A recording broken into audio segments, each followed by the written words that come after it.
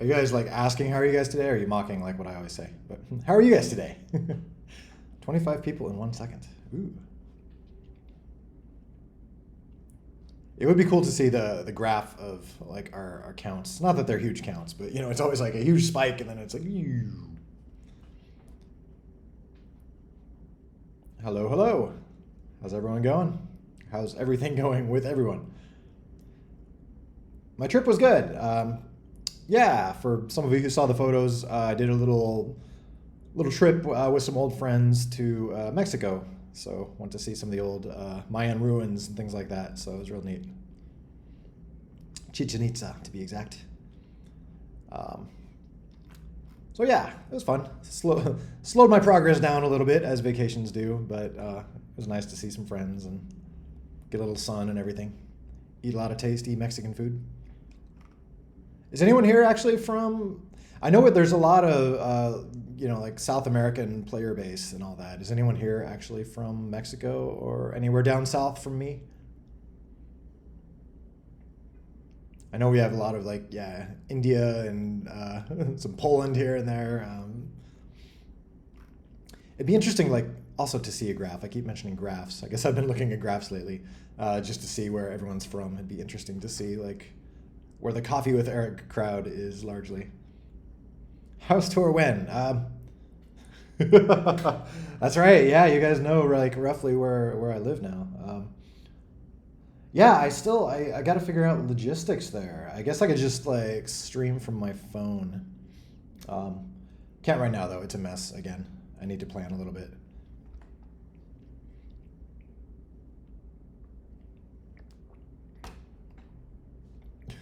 Ooh, that's kind of a cool style. A little realistic. Nice. Watching from Philippines. Nice. Cool. Other side of the world. Where specifically?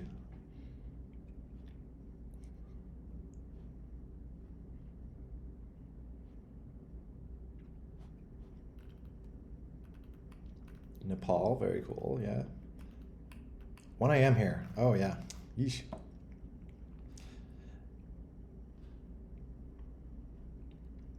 Did anyone, I assume, hopefully no one got thrown off by the time change. So for me, it's 10 a.m. now. Up till a few weeks ago, I was doing 9 a.m. But I tried to keep the same time, you know, in UTC time. So it just means I'm streaming later. Is there an update plan? There's always an update plan. There's always updates planned. So the thing I'm working on right now, which as always, I'm slower than I expected to be, is, let's see, do I have... Oh, on a random side note, to get off on a tangent, before I get off on more tangents, I finally updated the Mac App Store version. So if you happen to have a Mac and you go to, you know, just the App Store, you should see the latest and greatest version on there. So that's one other thing that's new. Firm squared. Come in here. I'm up to number 25 on the chart. It's pretty exciting. Oh yeah, 1 week ago, 1738. So we're actually, yeah, actually like newish versions are easily available if you're a Mac person. There was a weird issue that kept me stuck for like, I think it's been at like 1736 for like 7 months or whatever, or 1735 even. Like it wasn't even like the latest version that Android's been on. Because I kept getting rejected in my Mac App Store reviews for, I think I went over that at some point, but finally fixed that issue. So yeah, what was the, again, I got off on a tangent. What was update plan. Yeah, the current thing I'm working on is basically 2 things. One of them is kind of clearing up this stuff. So as I mentioned, there's a new character coming. So Sock filled out the on my desktop. Betty.zip. Need to finally get that all put together. But yeah, Betty will be coming, which is like the fun old lady character. You've seen Sock has posted a few things there.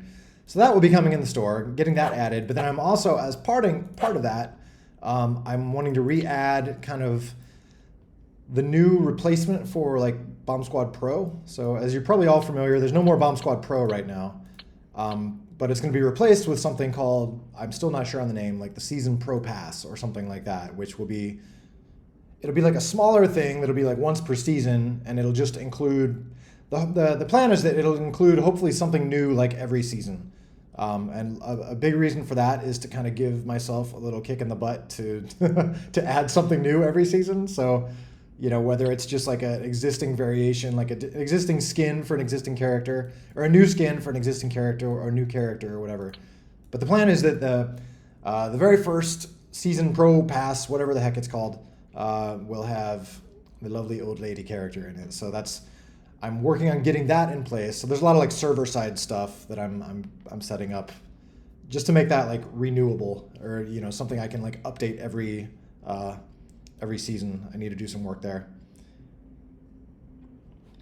1 second. So then, yeah, that's one thing I'm working on. And then also just some tech stuff. I mentioned at some point that I want to make it possible for custom or for public servers to hand out chests, which I think will be a big thing, because I've learned that, like looking more into stats, it seems like so many people basically just play multiplayer, which is good because that's what the game was about, really. So the whole like chest thing, while it's, you know, I'm happy with it, it doesn't apply to a lot of players, because right now you don't get chests if you're just playing, you know, on multiplayer servers. So that's kind of a big thing I want to fix, is I want to make it possible for, if you just host a random server, a random public server, you should be able to hand out chests to the winners. So that should happen somewhat automatically. To start with, it will probably be only like the official servers that do that, you know, like all these. But then at some point, hopefully soon after, I want to make it so like any custom server someone makes, you can hand out chests to basically whoever you want, which should be like the winners. So that's the thing I got to put in place, is some sort of protection to make sure that servers aren't doing some shady stuff and just giving like chest after chest to like the server owner or something like that. So got to put in some protections there. That's why it's going to start as like the official servers, but at some point soon you'll be able to get chests by playing just random multiplayer games on random servers. So yeah, that's the news on my end. Kind of boring back-end server stuff, but yeah, needs to be done. Secure V1 connection error. Okay, so this, I haven't looked into people experiencing this. One thing that can cause this is if you have weird account linking. Do you have anything like that? Are you seeing any messages like there's multiple V1 accounts linked to your V2 account or something like that? Because that can theoretically cause that. Another thing you can do, if you can't get rid of that annoying message and if it's like causing problems for you, if you come into account settings, you can just turn off secure stuff, secure V1 connections here. So this is something I added recently, secure V1 connections, and this is directly in response to the people figured out recently how to spoof accounts and whatnot, like V1 accounts. If you remember, I think the last Coffee with Eric, someone was, there was a lovely demonstration of someone signed in as me, just to show how that works. So if you have this turned on and everything is working correctly, your account should no longer be spoofable. But there could be weird corner cases where you get this weird little error where that basically says like it's not able to verify your account. So if you are getting that error, like I said, the most common cause of it is if you have weird linking things, like if you have multiple V1 accounts that are sharing the same V2 account, or, you know, weird situations like that. You can talk to me if you run into that, but basically try unlinking any V1 accounts that are still linked. Like basically we just need to like get rid of weird V1 linking stuff. So, and if that doesn't fix it, maybe ping me. Or like I said, you can just turn off V1 secure connections, which is probably not going to cause any problems. It just means theoretically someone could, you know, spoof your account and which is not good. But if most people are secure, then the few insecure ones probably aren't going to attract a ton of attention. It's like herd immunity, you know.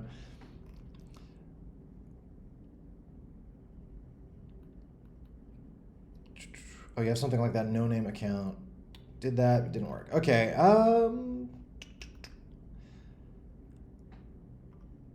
Yeah, so what can happen, this whole situation is confusing with like V1 and V2 accounts. I know I've tried to explain it before, but basically like the whole like V2 server, it's like an entirely separate account it makes you, and it's, that's like a secure account. The V1 account that's like a crappy old insecure account that I didn't know what I was doing or didn't think about security when I implemented that. That's why it's possible to kind of, spoof someone else's account pretty easily if you know their like private ID and stuff like that. But yeah, there's weird corner cases where like normally a V2 account is associated with exactly one V1 account, so it's just like you can think of them as like a single account. But there are weird cases where like if you had a V1 account that had a few different logins linked to it, and you wound up like upgrading each of those logins to a V2 account, then there could be some weird case where there's technically two V2 accounts that are associated with the same V1 account. And that's what can cause problems here, because like the V1 account will talk to the wrong V2 account for asking for security stuff. And so the solution is basically like you need to, in some cases, if there's two V2 accounts that are sharing a V1 account, you technically need to delete one of the V2 accounts. So like unlinking isn't even enough. If there's two V2 accounts sharing one V2 data, the best way to fix this is just delete one of those V2 accounts. So again, try to ping me if you're running into this. Hopefully it's not too many people running into it. And as V1 accounts are kind of riding off into the sunset, hopefully this will be less and less. Hopefully these weird little corner cases will go away. But what have I done?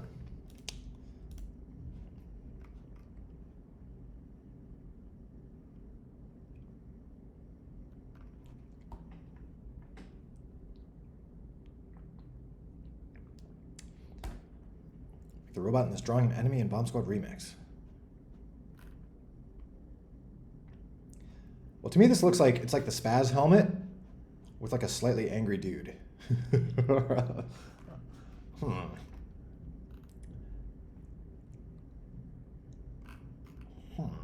feel like I need to come up with, this goes to the whole conversation of like lore and backstories and things like that. So it's hard to come up with like a backstory without like having an official backstory for everything else. I know that's not a proper answer.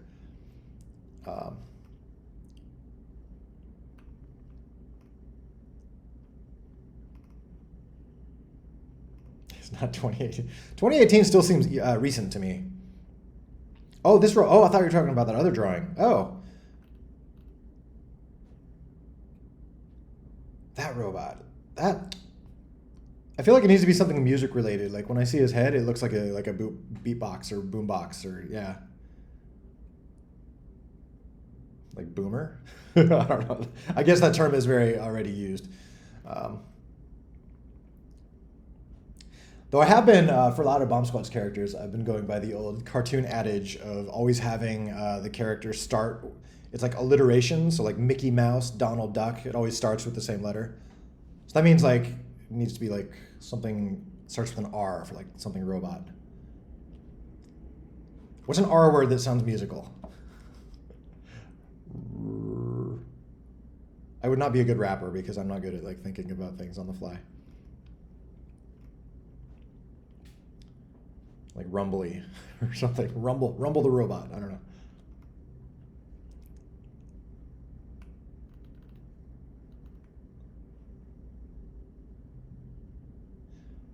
All right.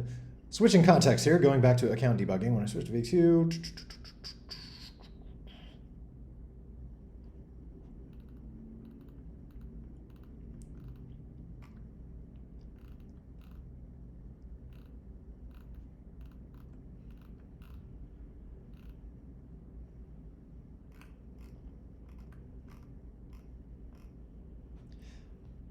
wait, Ruben G, or is there, sorry if I'm missing, or are you referring to a different issue here? Didn't know if we're still referring to like the secure V1 issues.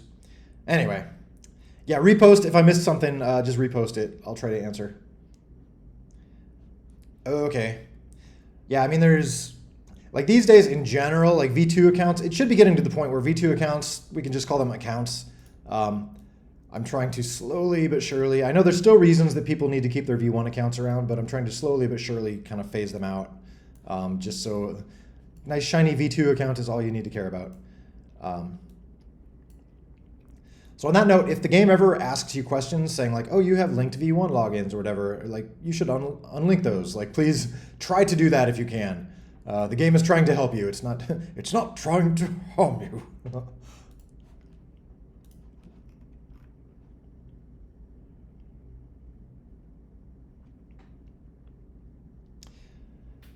What do you think about a battle royale matchmaking type thing in BS? I love it. I would love that. That's something I've had in the back of my mind for a while, is for like multiplayer, like for the longer term goal of like transitioning most of the game to kind of online multiplayer. I would love some sort of easy to use matchmaking thing where it's just like a big bunch of people join some sort of tournament and then, it like slowly whittles people down. So not like a battle royale as in like everyone is in the same map or, some Fortnite type thing, but more like a, just like a quick tournament where it's just like a tournament brackets where you start with 100 people and then a few minutes later it's 50 people, a few minutes later it's 20 people. So, I feel like that would be just really fun to participate in, or also maybe watch, if there were like a, some daily tournament or something like that. I don't know, that seems exciting. So that's for squads mode and the stuff that's coming up in 1.9. I really want to allow for things like that. I don't want to talk about 1.9 too much because 1.8 is the task at hand. But yeah, I'd love to. I want to try and script it so that it allows for things like that. Or I was talking about like custom leagues, like people being able to define their own leagues. And what I'd love is for a league to be able to kind of define that sort of thing where, like, I'm going to join this league, which means I'm put into this big 100-player thing, and then I'm dropped into a game, and then I'm dropped into another game. That's like leagues could just control that stuff. I think that would be fun.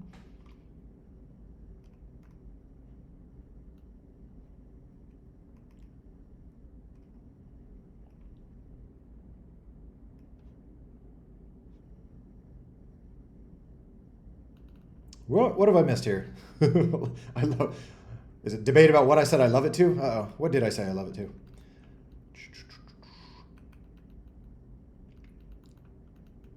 Okay, well, you can ask again, and I'll tell you if I love it or not. Oh. I'm asking people when you're going to make coffee. Oh, I already have coffee. I always make coffee before Coffee with Eric, even though it has been extremely boring. It's in my boring Darth Vader cup. It's, yeah, can't have Coffee with Eric without coffee. But yeah, I'm seeing chat about, new characters. So if you missed it, Betty, who is currently a zip file on my desktop, will be coming soon in the very first, the thing that will be replacing basically the Pro Pass, or that will be replacing Bomb Squad Pro, which will be a different thing called the Pro Pass or Season Pass or something like that, which I plan for it to be like change once per season and have like hopefully new stuff every season. So it'll be like a smaller than Bomb Squad Pro, but something that, potentially you can get something different every season if you want. Or if you, or if you have the Gold Pass, that will just give you like every season's Pro Pass automatically or whatever. So yeah, it'll just be like a little card pack you can get once per season if you want. And also, like I said, half the reason for it is to give myself an incentive to add at least something per season. Maybe some season Pro Passes will like recycle stuff, or there might be a Pro Pass that gives you, I don't know, one of these existing characters or something. But I feel like that's kind of a cop-out. I'd rather, with all the 1.8 stuff coming, like downloadable assets, I think that'll dovetail nicely with the Pro Pass stuff. So it'll just be like, okay, there's new stuff this season. What is it? Speaking of that, I haven't really been paying attention to the seasons. The whole seasons are still going. Classic seasons here. What are we in? We are in 107. I've asked this before. Do you guys feel like the seasons are a good length of time? Or it ends in one day. Ooh, new season coming. Do you guys feel like the seasons are a good length of time? Should they be longer, shorter? Because I want to transition this into V2 type stuff once we get into squads mode and all that. Like seasons should start to be a bigger thing. So if anyone has any opinions, like what is the optimal length of a season for a game?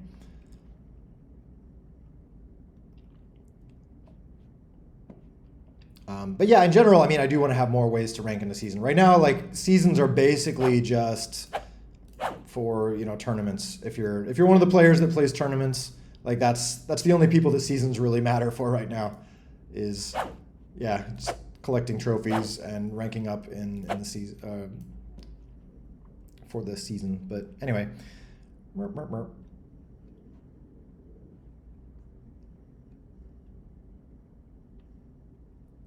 Time to hack tournaments? What? Please don't hack tournaments. Or I mean, I think I mentioned before, I took out some of the protection stuff, so you should now be able to play Bomb Squad on rooted devices. But please don't use that opportunity to try and hack tournaments. How's Bomb Squad skins going to look like? So this, we discussed this a week or two ago, but that's a good question. It'll probably just be, you know, you can unlock a character, and then probably if you go into like edit your character, there might just be like skin options here. So you'll just be able to maybe get skins in the store and then switch. We'll have to see.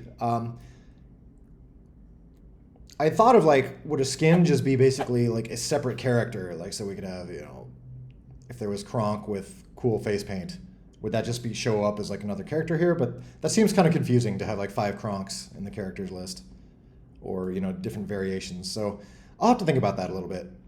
It might be something like once you have the character, maybe you just go in here and then you can get different skins through that UI or something like that.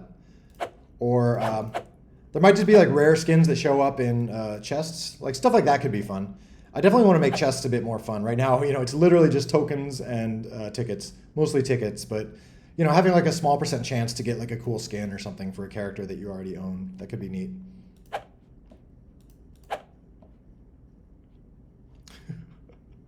That's cool / creepy.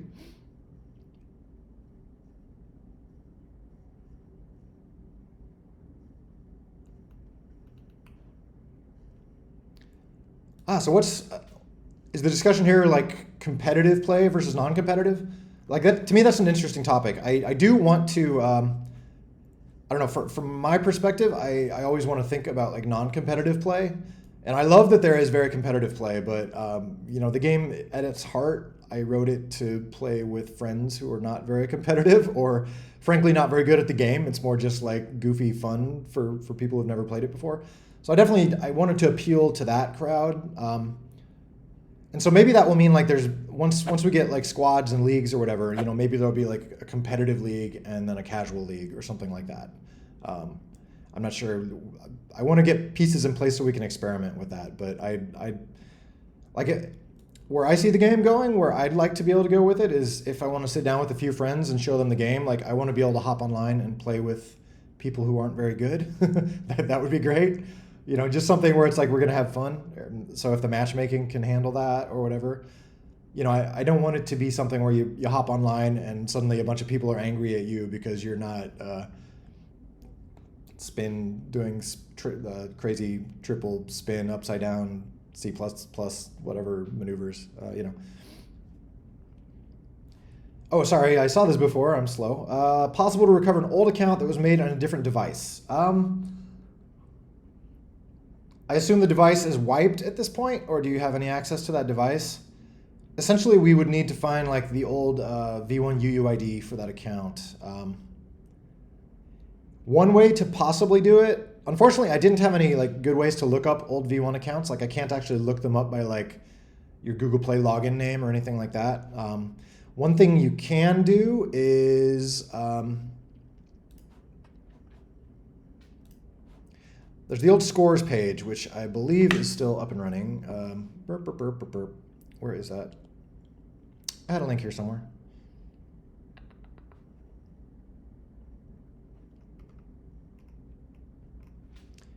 It's just like top scores fan page. No. Well, you can get to it from the results screen. It's just like more scores. Takes you to, you know, an old. I should put a link to that somewhere. Probably.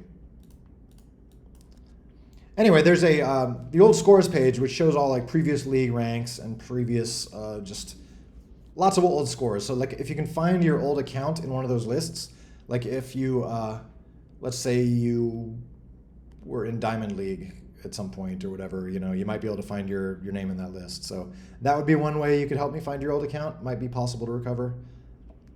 Mr. Sock, howdy.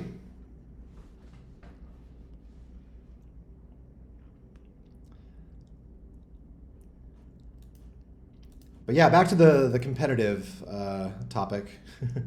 It does seem like there are some things that should probably be fixed on the competitive side. So as I mentioned before, I'm hoping to incorporate some of that into like Scene V2, it'll be called, which is probably the kind of the slightly new version of gameplay that'll come out for squads mode. So anytime you're playing competitive online, it'll probably be using Scene V2. And that should be hopefully an opportunity. Maybe we can fix some of the competitive issues people have. I know some people have fixed some of them in mods and things like that, so it'd be hopefully maybe a good opportunity to like, kind of pull some of those back in.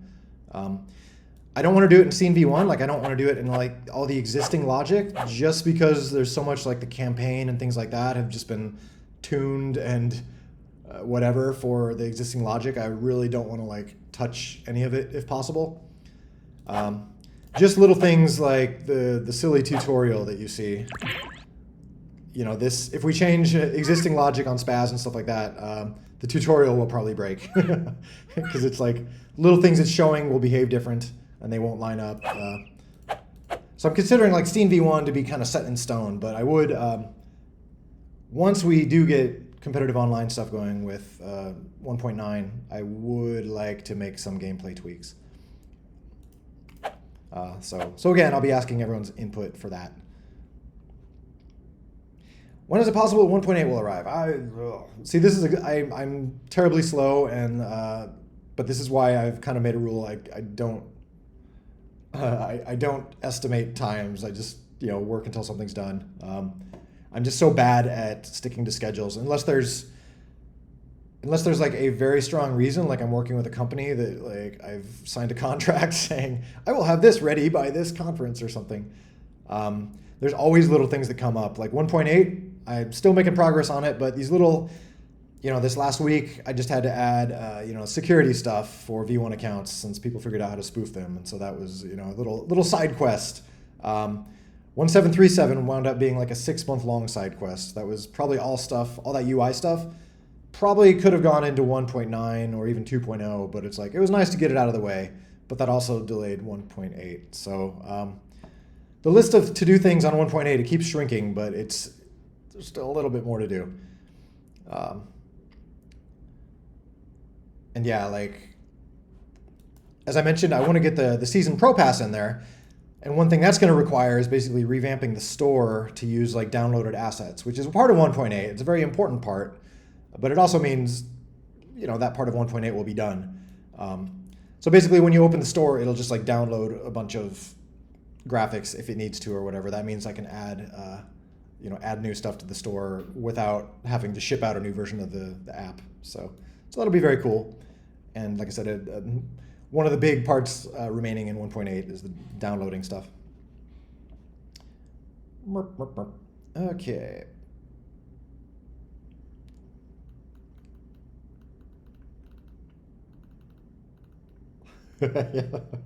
Uh-oh, yeah, talking about competitive stuff. This that certainly strikes a nerve. I definitely understand. That is that'll be interesting though. If we do make this, or when I should say, we do make changes for Scene V2, like online play, to try to make it more competitive. Like it'll be interesting coming up with a process of like what should we like vote on changes, or come up with a list of what people want removed or fixed or nerfed or whatever, It does seem like there's a set of things that come up often, so there's probably some obvious ones, but yeah. Like nerfing just punching and grabbing sounds like a good idea in some way.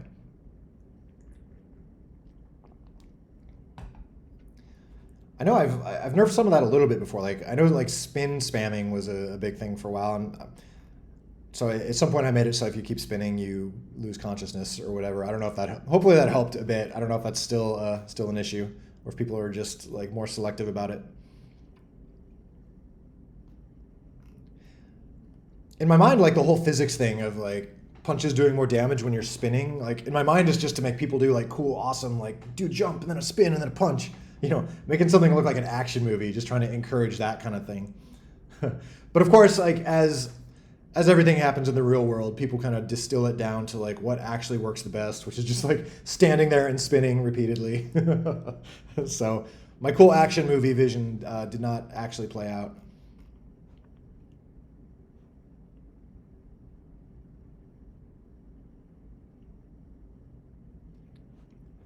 So yeah, I'm all for whatever we can do to reduce just, yeah, spamming and try to keep variety in there or whatever.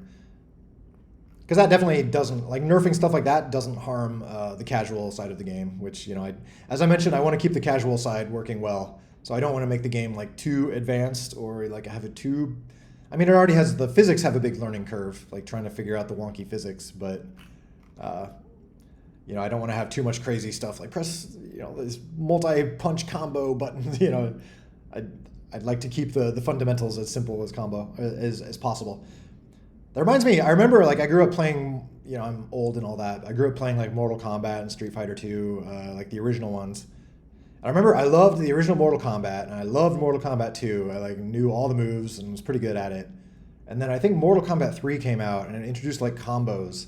And at some point, that just like broke my brain. I was just like, okay, that's too much. Like, there's too many characters, too many combos. Like I can't learn all this. It's become too complicated. So I feel like I still have a little bit of that like curmudgeon-y sense, like, I don't want to add too much complexity that people have to memorize. I like having the complexity be in like the physics, you know, just something where it's like your brain has to wrap its head around like how to launch a bomb properly given like the weird springy motion of your character. But I don't want to give people things to memorize like up, down, right, punch to launch a fireball.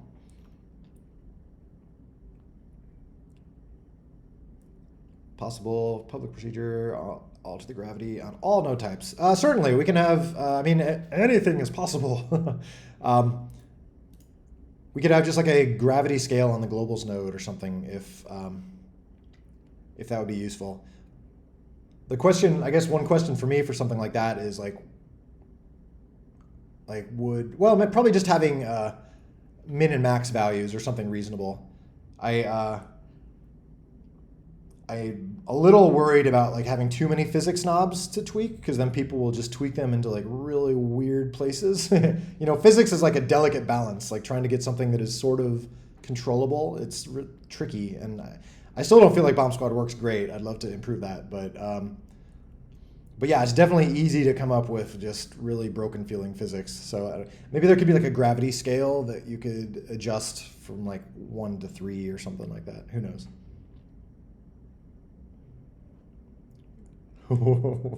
Another glowing colors. That's an interesting topic. That's another thing where it's kind of the same thing I was talking about with physics, where there can be something in there which, you know, people break for fun, and then like everyone breaks it for fun, and it's like this weird social phenomenon where everyone kind of likes it because it's like shiny and different, but it's also broken.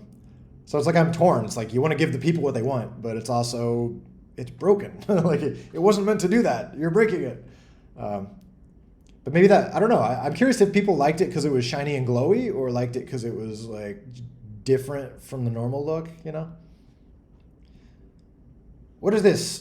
This means you got a notification that only shows up in a newer version of the game. So maybe I should make a clearer message for that or something.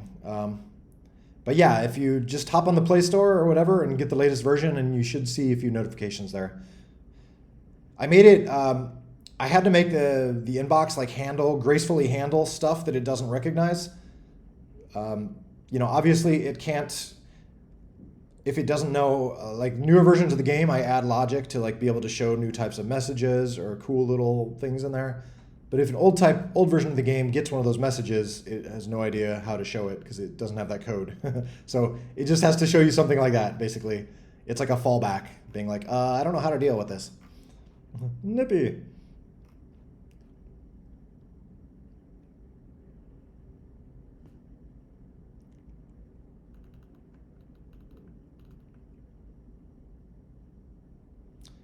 Yes. Community is content deprived. Okay. This is, yeah, I mean, all very good incentives for me to keep going on 1.8, obviously. So the story of my life is basically like managing side quests. Or not even side quests, it's just, you know, there's that, like, this voice in my head just like, get 1.8 out, get 1.8 out, like, forget about side quests, like, don't worry about fixing security issues or whatever. But then it's like, oh, security issues, I need to fix them. Or, you know, like other just, or like the season pro pass. Like, I could delay the season pro pass until after 1.8, but I think it would be really cool to have the season pro pass in there. So I feel like that's, yeah, so like I kind of feel like it's worth, or yeah, the season pro pass or servers giving chests. Like, I feel like those are two cool features that in my mind is worth prioritizing more than finishing 1.8. So therefore I'm delaying 1.8 by a few more weeks or whatever. Yeah, just a, like I said, it's story of my life, like trying to decide what to prioritize.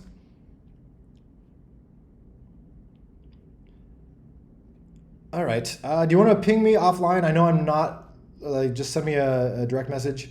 I'm not always the best at responding to those, but I will try. I can take a look offline. I don't want to be like pouring through a bunch of people's like private account info right now while everyone's watching. Is matchmaking on one? Okay, good question. 1.8 checks. Matchmaking is 1.9. So in a nutshell, Roadmap Seagull is going to show up at any point, but in a nutshell, 1.8 is all about asset packs and downloadable assets. There's been a bunch of other stuff added. There he is. There's been a bunch of other stuff added in 1.8, little side quests, but the big main feature in 1.8 is downloadable assets. So being able to get new maps, new characters, uploading that stuff, you know, that whole system, that's the key feature of 1.8, which is, you know, largely done on a technical side, but there's still a few missing pieces, so I just need to finish the darn thing up. 1.9 is all about multiplayer, like matchmaking, squads, all that. So yeah, to answer your question, matchmaking is 1.9. So yeah, the big feature in 1.9 will be squads mode, where it's just like essentially kind of a new way to play the game, which is more modern and multiplayer.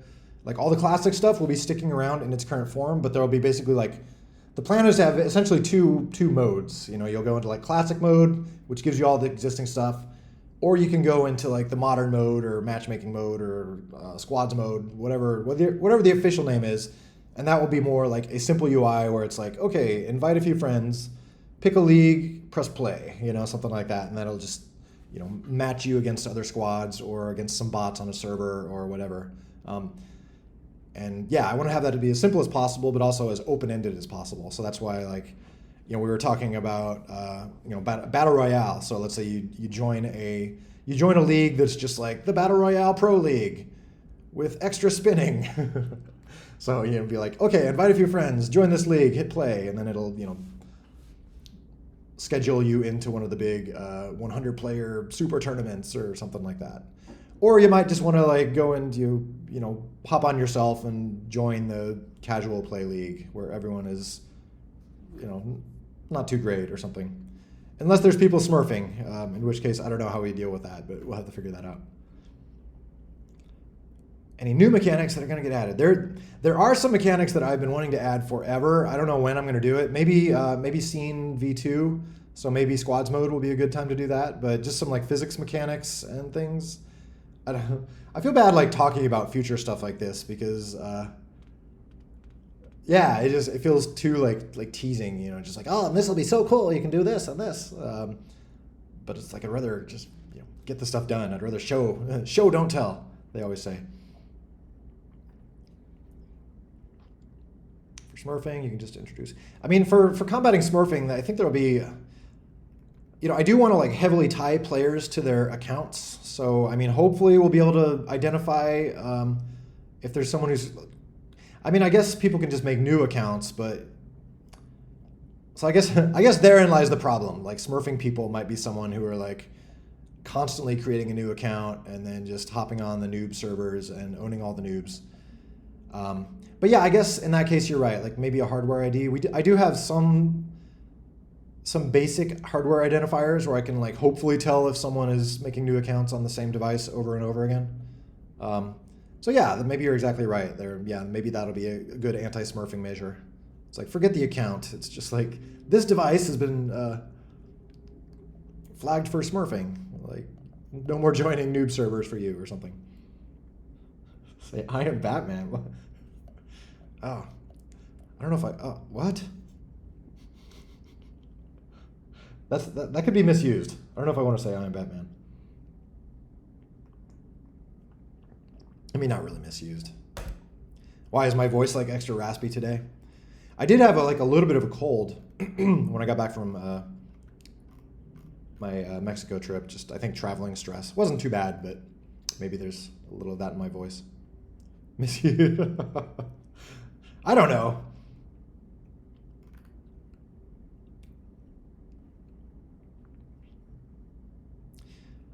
Do you like modded bomb squad? I like modded bomb squad. It's we need to like play some modded bomb squad one of these weeks. Oh, am I missing?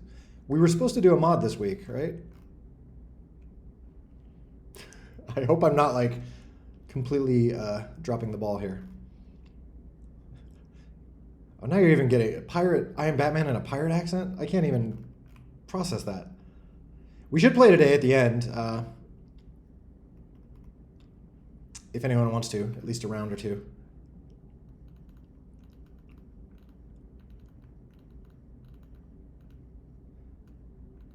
But yeah, in general, I like the modded form of Bomb Squad. Yes. That is kind of, I mean, that is a large motivation for how I've designed the game, is trying to make it moddable, just to see what crazy stuff comes out of that. I know I've told this, or I've told this story many times, just saying like, for me, a big inspiration was Warcraft 3. I used to play Warcraft 3 a lot back in the day. Like I never actually played the normal version of it. I was not very good. I played a lot of StarCraft, but when it came to Warcraft 3, the next, Blizzard's follow-up, I was just like, the regular game's all right, but I freaking loved all the mini games that came out of it. People like made, use the map editor. It was a good map editor, let you do lots of stuff. And so things, basically like the whole like MOBA genre was spawned out of that. There were all these mini games people made with heroes, and like that became just a big thing. Is just like all these little hero games that came out of like the Warcraft 3 engine. And then several of them basically spun off into like Dota and all that. Like Dota started as a Warcraft 3 map, I think. So I love that. I love just the idea of kind of coming up with a little playground where different types of gameplay could emerge, or just to see which direction things go. So that's a big inspiration for me. And so yeah, the answer is yes. I like modding, or I like seeing what people do with mods, and it's fun to play them.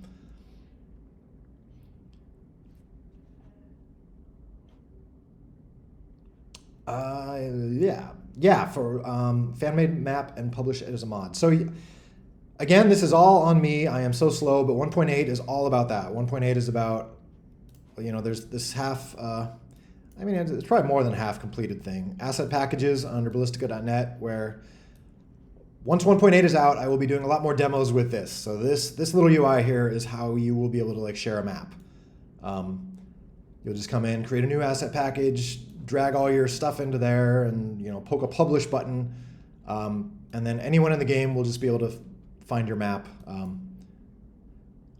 Well, not anyone. We'll have to. There'll probably be like some limitations in terms of like you have to, if you haven't, get your map approved or something, if it's going to show up for the entire player base, just because I want to avoid like copyright infringement stuff, or just low quality stuff or whatever. But if you want to play with your friends, it'll be something where like you can probably just like invite your friends to your dev group, share your map with them, and you can all play online. So I want to make it like low friction for distributing whatever you want to your friends. There'll be a little more friction for distributing something to the entire player base, but that's the plan. So show us to-do list before 2.0. I mean, I don't really maintain an official to-do list anymore. It's funny, like throughout the years, I mean, this is so old now. I used to have like very detailed to-do lists, and I always found that I'd get a few things done off of them, but then I'd wind up adding more to the to-do list than I finished. So eventually it just turned into this depressing long list of stuff that I didn't finish. So I've kind of stopped making to-do lists outside of like on a very high level. So if you want to see the closest thing to that, just go into the GitHub and like the roadmap, the wiki, GitHub wiki roadmap, boink. So this is the high level to-do list, which I've basically been talking about. 1.8 is in progress. 1.9 will be squads mode. 2.0 will be basically just polishing things up and launching on iOS and Steam.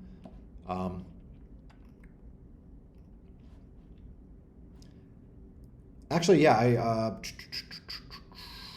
I probably should update this wiki because it says additional official platform support such as iOS, Steam, Apple TV, blah, blah, blah. My more specific plans is 2.0 will be, the plan is iOS and Steam. Apple TV maybe because that's basically iOS. Stuff like Switch or consoles, or Switch 2 at that point, I guess. That's future stuff. That might be 2.1 or something, if anything. I'd love to have that on consoles, but I got to cut things off somewhere for 2.0. I need to get that out at some point. And so every extra thing adds time. Well, there are at least Windows test builds. I know it's not on Steam yet. Hopefully you found the Windows test builds. They're still missing some features, but yeah. If anyone doesn't know, just go to ballistica.net for the project, downloads, Windows test builds are here. And they're up to date, so they should have latest and greatest builds. There's a few missing features. Obviously, it'll be better with Steam. You'll be able to use your Steam account, get ticket packs or gold pass or whatever if you want. But at least this lets you play. You can link your account to like a Google Play account or something if you have one, if you do want to buy anything or whatever. Ooh, trinket loot.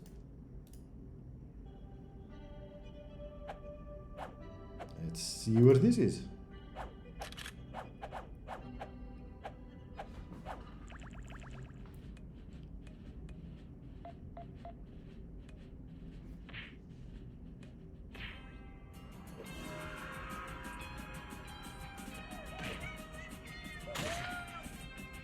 Ooh.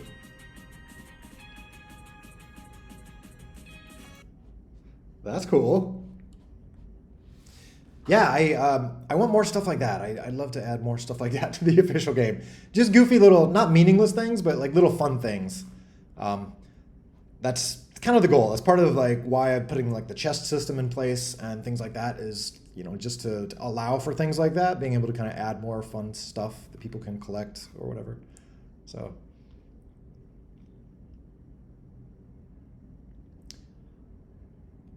But yeah, super cool. Cool to see new explodinary stuff.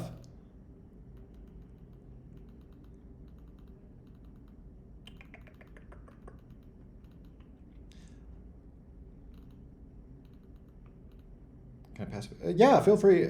Like, always feel free to post videos.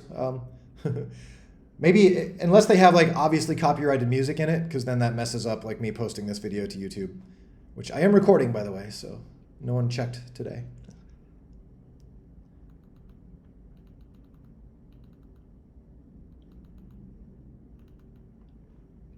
But yeah, that's an interesting point too with Switch. I'm curious to see, like for me, it probably would almost make more sense to just bring the game to Switch 1 and then Switch 2 could, just inherit it if it has compatibility mode or whatnot. Like there's nothing in current Bomb Squad that is limited by Switch 1 hardware. So yeah, it could be something where it's like, if I were making a Switch port, I would assume I would just, target it for Switch 1.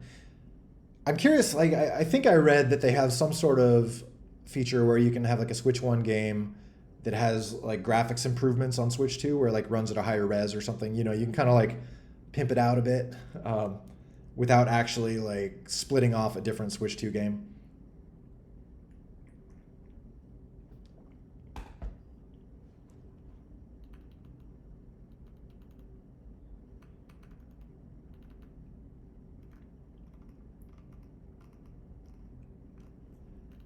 Oh, so you're doing like a full rewrite source level, like on newest engine stuff, Mr. Sock?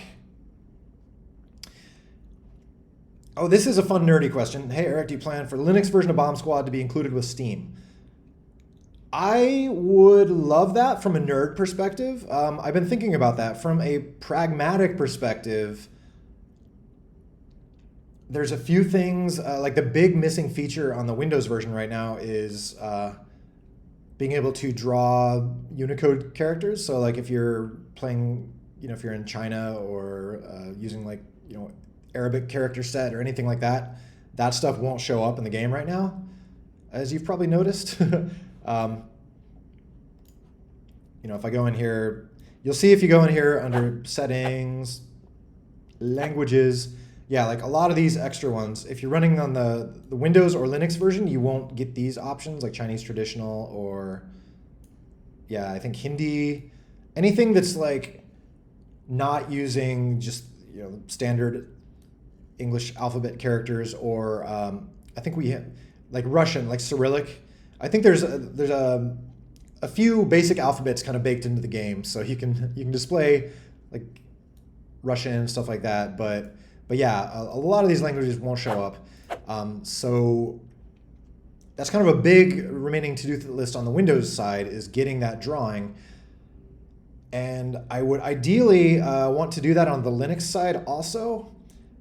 That seems like it might be harder on the Linux side. I'm not sure, just because Linux is so disjoint. There's so many different versions out there, and there might be so many different libraries used to like draw Unicode text. Like I'm not sure if I can cleanly have one game that like supports all of them, It'll be interesting to see.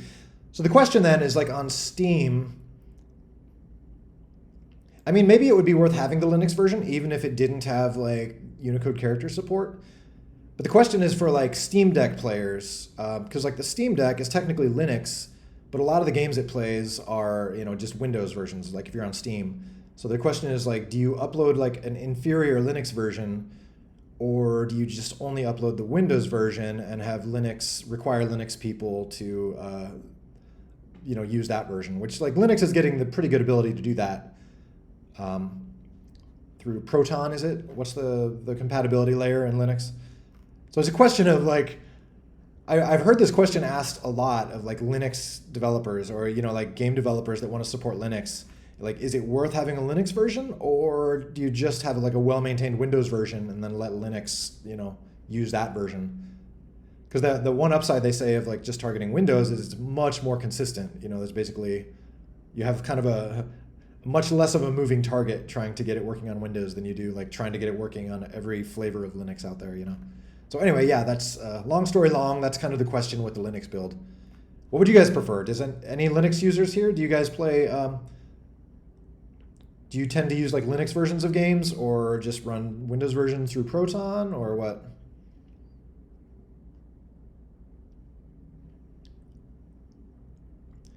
Steam. And yeah, this is something I think I would like to do. Yeah, early access or something. So it might be like, ideally, if I could get the game on Steam and hand out like access codes or something, that might be. I don't really want to put it on Steam and like open it up to the world before 2.0, but I could certainly hand out access codes if something like that is easy to do. And that might be good, because then I could start to like test the Steam integration.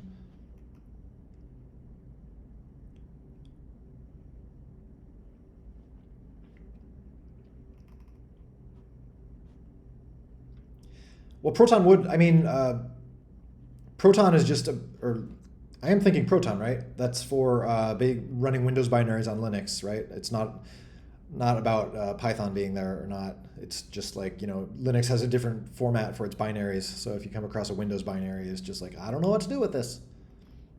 I do love Spaz without his helmet. The question is like, what would his hair be? That's the big question. Does he have like a giant like fro or dreads, or is he bald? Does he have like really boring like businessman looking hair? Like, what's going on? Is he like old and balding? It's just like looks completely different than you'd expect. Ah, thank you. How to change name? No, I don't think Spaz is bald. I don't know. Something. My assumption is, I mean, this is kind of like a boring looking hairdo, but yeah, I'd assume something like that, or maybe a little more. What's the popular hair with kids these days? Is like the broccoli haircut? Maybe Spaz has like the broccoli hair. I don't know. we should have like a Photoshop contest, like who can come up with the coolest looking Spaz hair, or just the most interesting looking. Maybe not coolest looking. I mean, I did create him, but like I don't know everything about him. There's still a little mystery there. I don't know the man under the helmet. Oh boy, my ninja wedding photos, my brother's wedding photos, making a reappearance.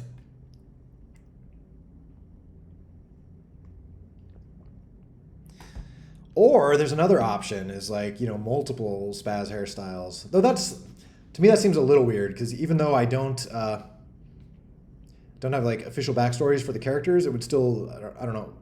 Well, but then again, like having different skins for existing characters, like that can kind of be the same thing. So you could have like, you know, normal hair Spaz or like shaved Spaz, cool, like, you know, military buzz cut looking thing. Like that could be kind of neat. Yeah, it's a good question. Like what is, especially, I mean, it's very military looking, like his outfit. It was loosely inspired by Starship Troopers, the best movie ever. Bit of lore there. Which I just read, they're making a new Starship Troopers. Are there any Starship Troopers fans here? But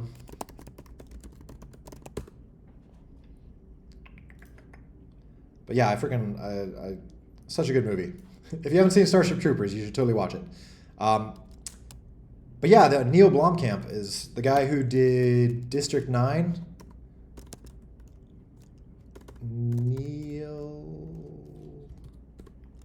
I believe he's signed on to make a new Starship Troopers movie, so that's kind of cool news.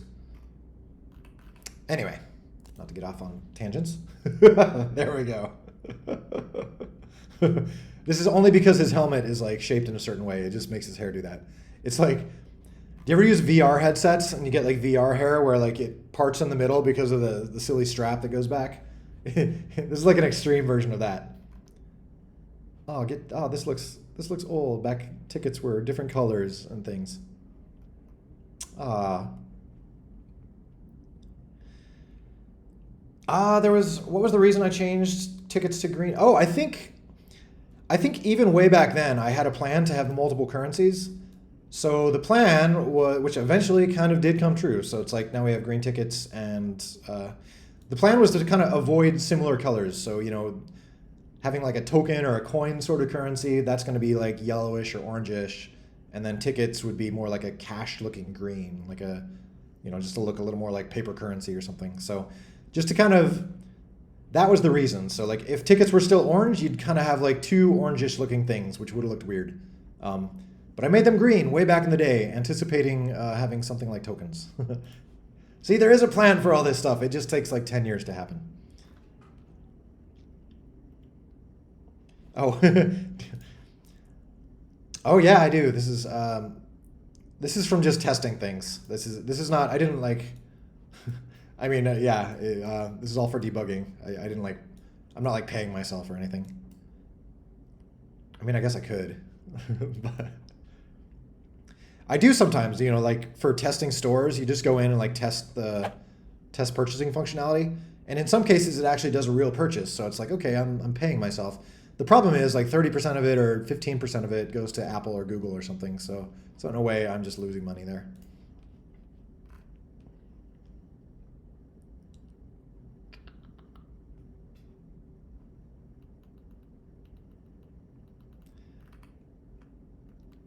...2004 version of Bomb Squad.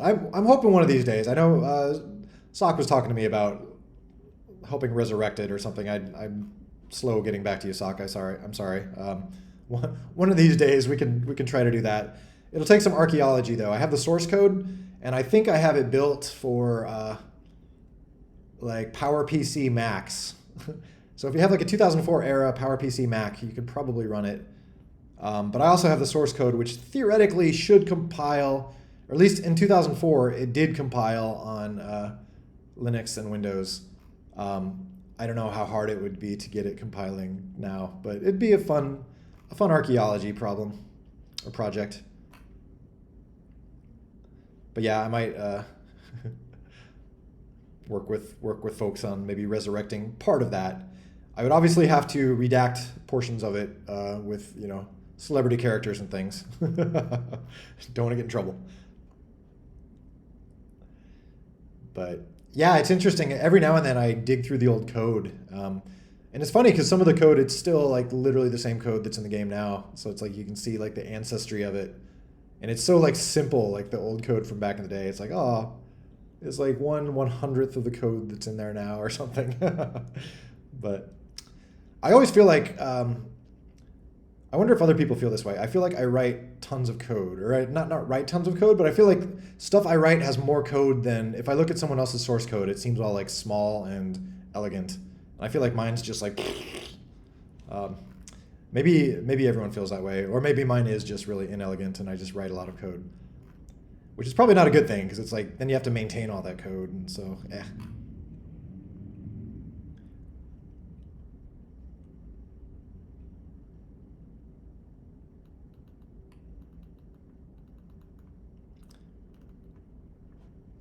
Oh, infinite coins look like with gold.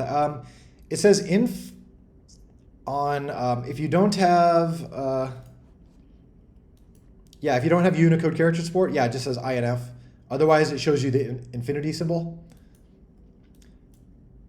I didn't know. Like, part of me thought I should just have the token meter disappear altogether in that form, just because it basically makes tokens like not a part of the game anymore. But I thought that might confuse people too. Like, where'd my tokens go? But if there are versions of the game, for instance, like part of the reason, getting off on a tangent here, part of the reason I made the whole like token system is so that theoretically we could make a version of the game, like say on Switch or something, where it's just like, it's just a paid version of a paid game. There's no free to play option, just to keep things simple. And in that case, I'd probably just hide tokens altogether because they're not relevant, they're never used, whatever. It would just be like a version with nothing but tickets. But you just pay for it up front. So, you know, essentially what the gold pass is.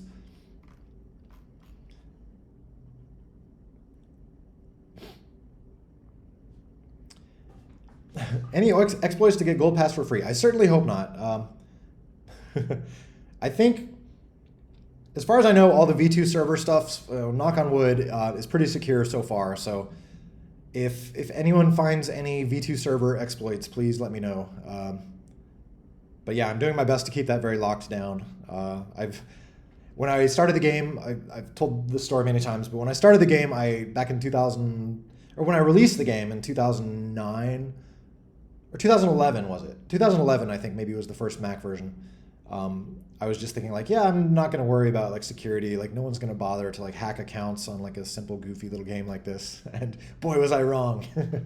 So I learned my lesson, and V2 accounts are the result of that. So, so yeah, it should hopefully not be possible to hack or to get gold passes. You can certainly hack your game to make it behave like you have a gold pass in some ways, like, you know, show a little infinite symbol.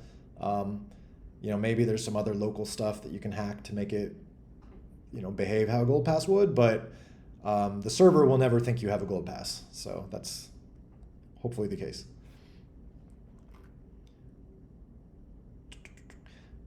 This is a good question. To play online on Nintendo Switch, will have to be free or have to pay a membership? I don't know. Do you guys know, like, if you play a random game multiplayer online on Switch, like, do you have to have a Nintendo Online membership?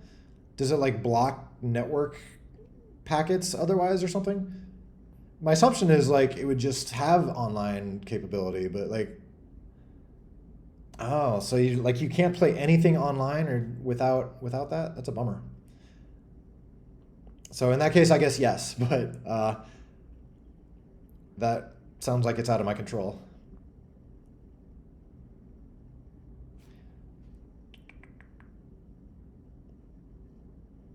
Oh yeah, this would be an interesting thing to deal with. So, like if you have an account and you have like a version on Switch or something, it'll basically your account will have a gold pass. So So it'll be an interesting question of like how that'll interact with like linked accounts and stuff like that. I'll try to make it do the right thing.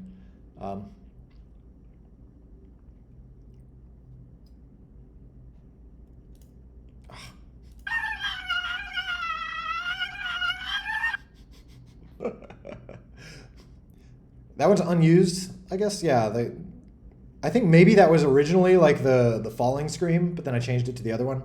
And this one is still in there. I'm not sure.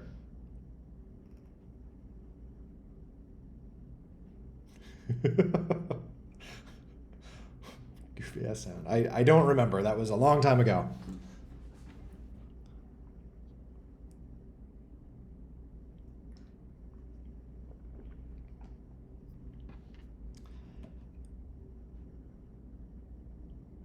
Oh yes, this has been, yeah, this is certainly, that is on the mental fix list.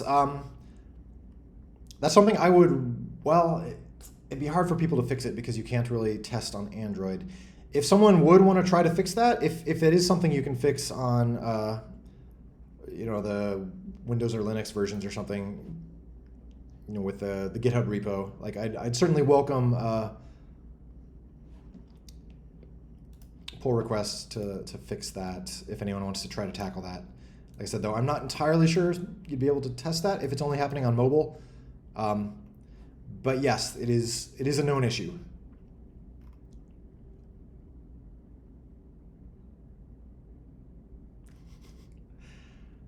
So yeah, I changed it to something like most destroyed player or something like that. That's just something I've gotten comments about. I don't know. It's not like the most family-friendly thing. It was fun. Yeah, one of those things. It's like George Lucas making Greedo not shoot first. I feel a little bad for taking out something controversial like that, but I also was getting comments from people saying like, "Oh, this is kind of raunchy or inappropriate. I play this game with my family." Blah blah blah. So I just wanted to like tone it down a tiny bit. We could have like a language just like English and raunchy English or something. I don't know.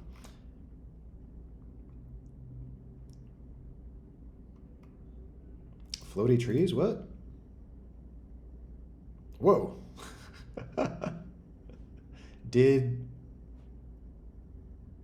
Huh. Is the, well, what's, yeah, it looks like some of the meshes aren't drawing there, or is that like modded in some way? Still inappropriate, no excuses. Oh. Well, so my thought is, yeah, it's like the game is very, it's like cartoon violent, you know, there's like pieces, people getting, you know, little clay dudes getting blown into little clay pieces. But it's intentionally kind of like fun, violent, or, you know, I'm trying to keep, like, I feel like there's a line, and no, there's nothing wrong with going over that line. But, you know, like if there were blood splatters and guts flying around and whatever, very like Mortal Kombat-ish, you know, I feel like I'm trying to stay on one side of that line, you know, so if that makes any sense. So it's like cartoon violence versus real violence, or, yeah. So I don't know, similar thing with language and like stuff like that. So if someone wants to make a mod, you know, to restore that, it should be pretty easy. I think the original translation is still even in there. So I'm all in favor of like, if you like the old way, like let's make an option to have that. It's more just like, you know, I want the default options to be family friendly-ish. Also, I think part of, like I said, I feel like it's a function of somewhat getting older too. Just like I'm starting to think about like, oh, it'd be fun to play the game with my nephews or something like that, you know. And so stuff that I put in there because it was fun to play with my friends in their 20s when I was writing the game, you know, it's just like I have a little different perspective now. And, you know, it's not a good or bad thing. It's just kind of like to some degree, I'm always making choices based off what my current situation is. And so that's kind of a similar thing. But like I said, I'm all in favor of leaving it in as an option if folks prefer that. And Mel with a mouth. This always comes back. Old Mel with a mouth, which was violating the whole like design of the game where nobody has mouths except Mel. But everyone loved Mel's mouth, so maybe that'll make an appearance. As I was thinking, that could be a fun skin someday.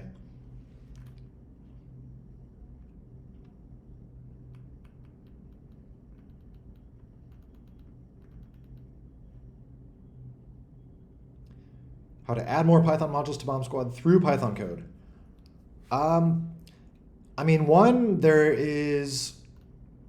the plan for one is asset packs. Like that's, not fully up and running, but that is where all resource stuff is going to be going. Like that's asset packs will take over all built-in assets as well as downloadable assets or whatever. So if you're asking like how to do it in the existing current version of the game, that's kind of a different question, because then it's more like hacking it in there, which is still doable. But number two, that's more like a general Python question, I feel.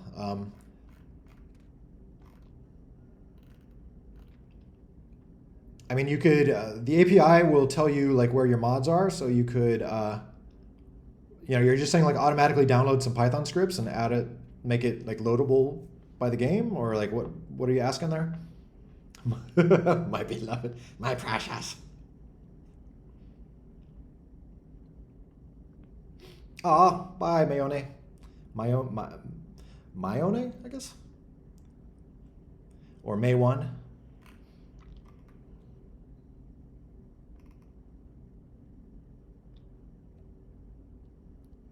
Mayonesa.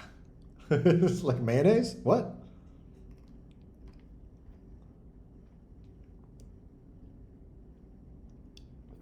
Mayone, okay.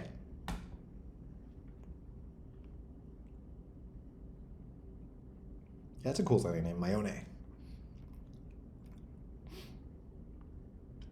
Ooh, in a Bomb Squad animated short, should characters have mouths? Ooh, yeah, that's a good question. That's I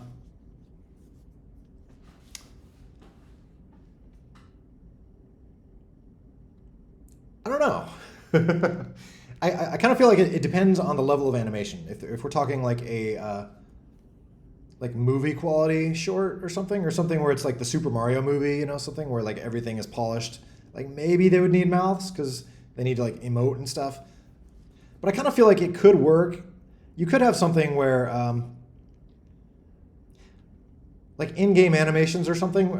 Like I always like the old style of like old Final Fantasy characters where they, like before they actually had actors doing dialogue and stuff.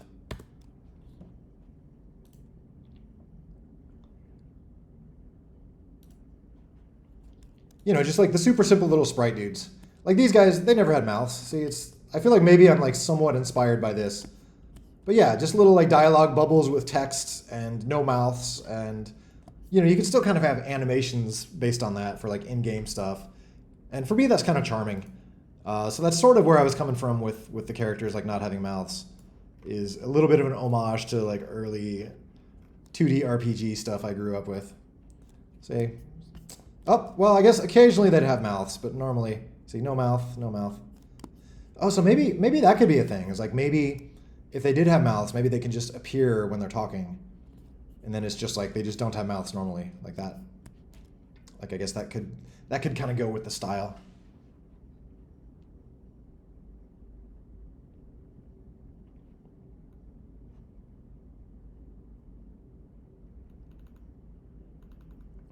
There was, the old Pro, that was one of the features, is doubles tickets earned.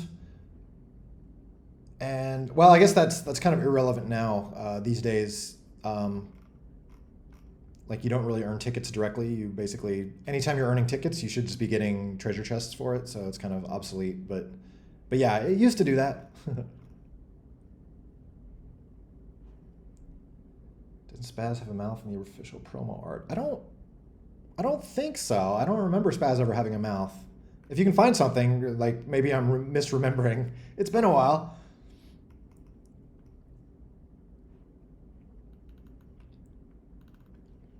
I mean, yeah, I feel like it's totally fine without mouths, but that, like I said, seeing that RPG image of like their mouths appearing only when they're like screaming or saying something like that could be interesting. Just like have a little like black O appear like when they're screaming. That could kind of be fun. But I'm also fine with them just never having mouths too. So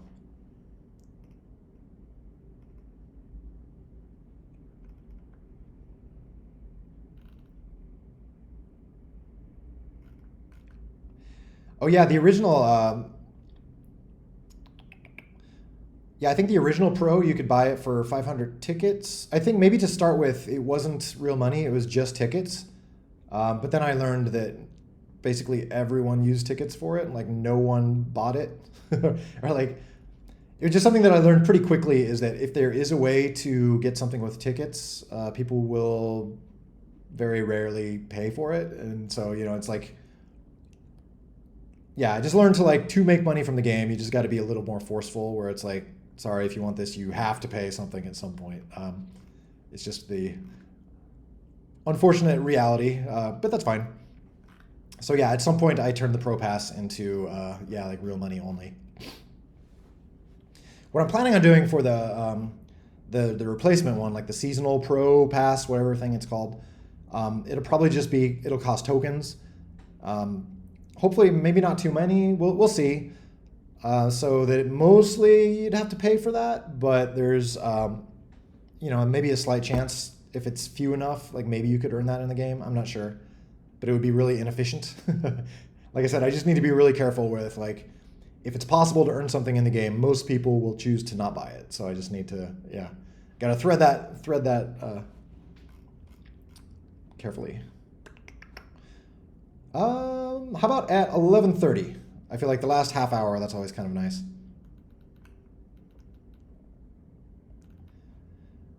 Asking how to add external modules to Bomb Squad, how exactly to do it. So external modules, I mean, you'd probably just need to add, muck with your Python path. So again, it's just like a standard Python thing. So from within the game, import sys, and then, just add something to sys.path and then import it. Like that should be all you have to do, I think. Or is that not what you're asking?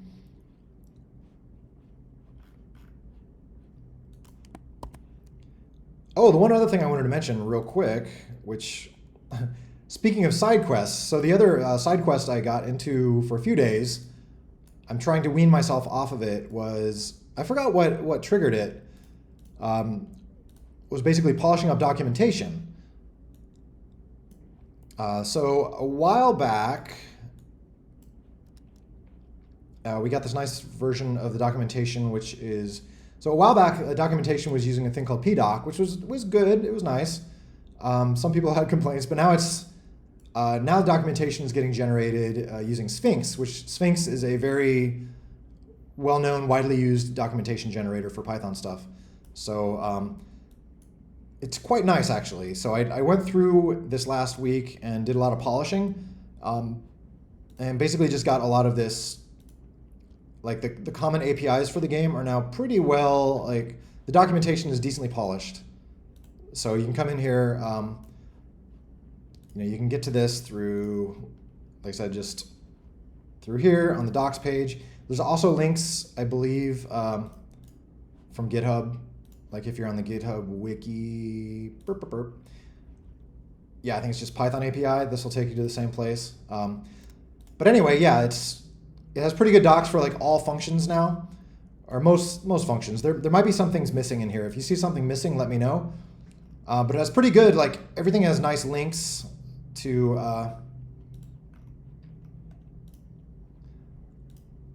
if something's describing states, there's links to those, or weak call, oh, what's a weak call? Or so I went through and did a lot of just just documenting everything, or just polishing up all the documentation for everything. There's this nice just list of, if you want to see everything in BA base, it's this is it. So everything in the app class, various other classes. It's actually not all that much stuff.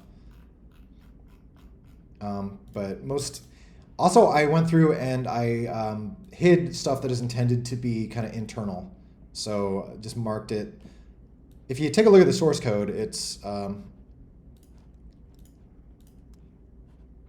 if anyone wants to polish some of this stuff up, meta private.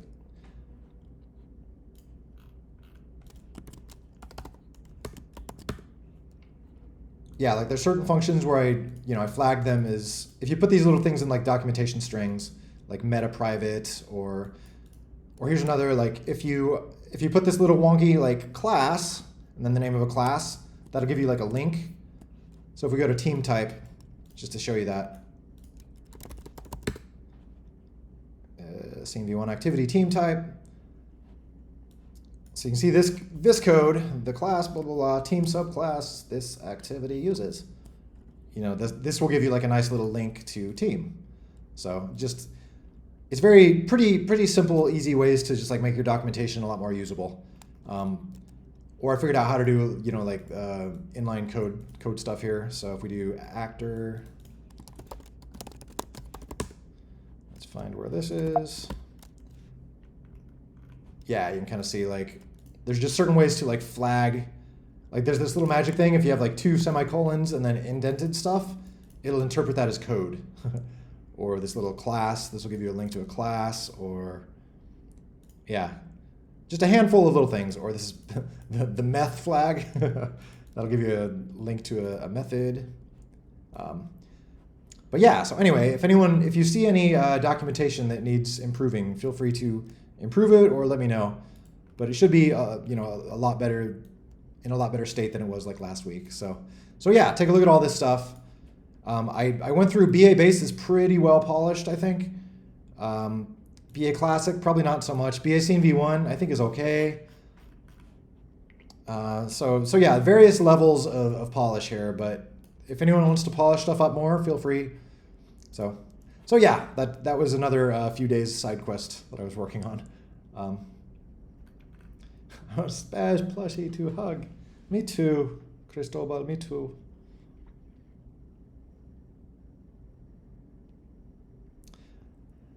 But yeah, the documentation stuff, pretty cool. I'm hoping to, you know, learn a bit more about how this stuff works. I'm just Sphinx, so maybe being able to like auto-generate some, or maybe not even auto-generate, but like maybe move some of the stuff from the wiki into here, just so it's a little bit more like a one-stop shop for like how to do things.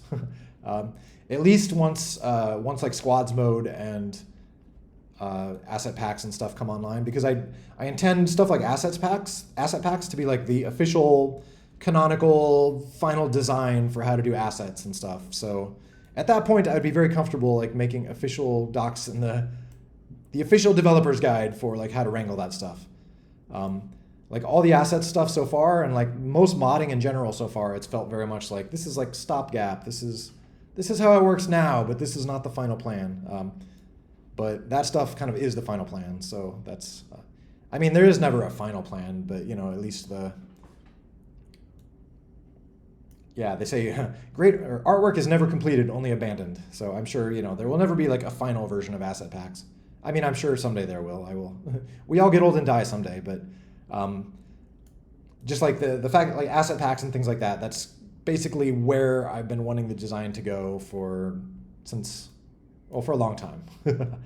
So I think that'll be a good point to document the heck out of it. So for like workspaces, asset packs, kind of the modern kind of cloud-centric version of the game, I can kind of add to this for that. So anyway, but yeah, take a look at this stuff. Let me know if there's improvements to be made.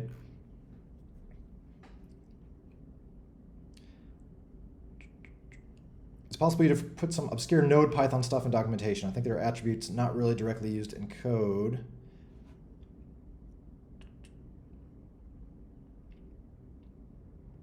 You mean like document those attributes in the code here? Or are you meaning like adding attributes? Right now it's, well, let me get back to where we were here a second ago. There's still, in the scene v1 stuff, there's still the unfortunate case where there's a single like node type in Python. So if we go to, whoops, what am I doing? If we go to docs, latest version, scene v1, and there should be like a node class. Yeah, if we come down to the node class, I think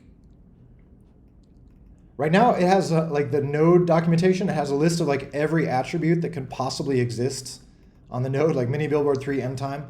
I tried to document some of these, like available on Spaz node.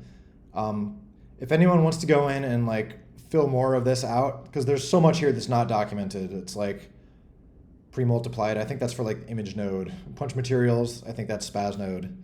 You know, a lot of these, it's kind of an exhaustive list of what attributes you can have on the node. It's just the downside is it's all in the same place. But yeah, if it would be handy, if there's any attributes here that you want to see documentation for, or if you just want to add something here, like I'm happy to take pull requests to fix this stuff. If you come into the source code, you can see kind of where this stuff comes from. Let's come into Ballistica. Just search for one of these, like available on Spaz node. And then you see like all these are coming from one place. And so this is the dummy module thing. So it's where it's creating a dummy module for the Spaz node. Here it's creating this giant list of attributes, and it has like this little like magic documentation string. This is another Sphinx thing where if you have a comment with a colon, that will actually, like above an attribute, that will show up in source code. So which is super handy, or in documentation. So you can see like move up down. If we come in here, yeah, you can see the documentation for that is just based on this little comment line here. So if you are writing classes that have like attributes and things, and you just want to start documenting what they do, just add these little comments above them, and that, like, we can do that anywhere here. Like if we want to document floor reflection, you know, we just do like burp. This is how reflective the floor is. Right now this looks weird because this is like a string that gets used to generate code, so it's like abstracted, but yeah. Anyway, so we could probably improve this, at least for now, for the current Spaz situation, or for the current node situation. Hope that made sense.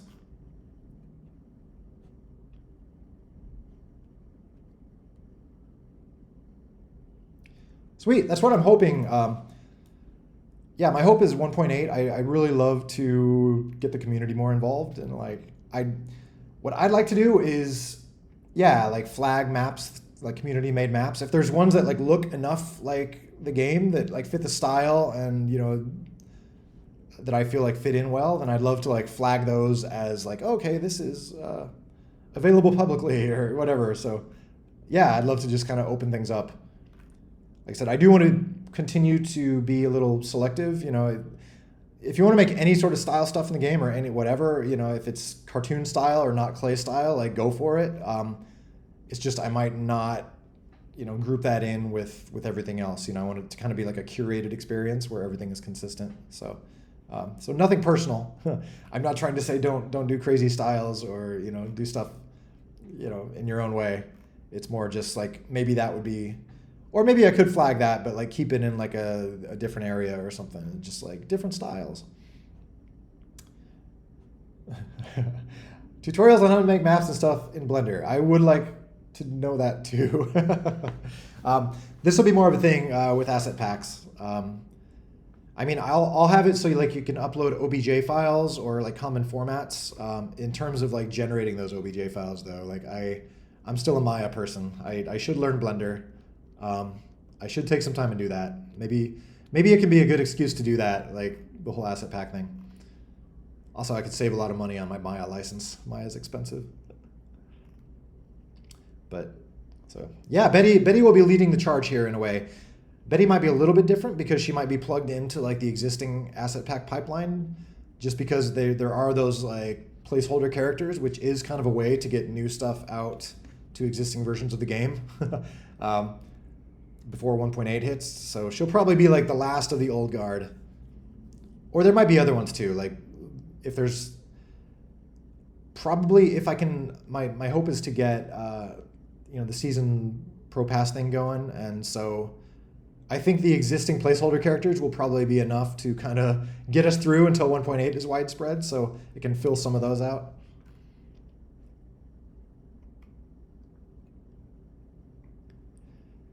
What did I do to app modes recently? I've been making some, just like, I did a little bit of code cleanup. Did you see any, like, something behaving different? Or, oh, I added what did I add? I added some new callback. Oh, I think it's related to just like in-app purchases or something that most people would never have to tweak. And I think that's not even exposed in the documentation. But if we want to see what is, that's under BS Base. Should be in here. App mode. Let's go learn about app modes. Yay, okay, here's app mode. So yeah, see it's nicely tells you what app modes can have in them here. So also stuff about like app mode selector. It tells you a little bit more about like if you want to make an app mode and have that be active, like how to do that. It's a little complicated because it's not just, it's intended to be something where an app mode like handles what's called an intent. Again, this probably sounds overcomplicated, but it's not something where like the user is explicitly switching into an app mode. It's more like the user wants to play this game and this game requires this app mode. So the game magically switches to the app mode, you know, stuff like that.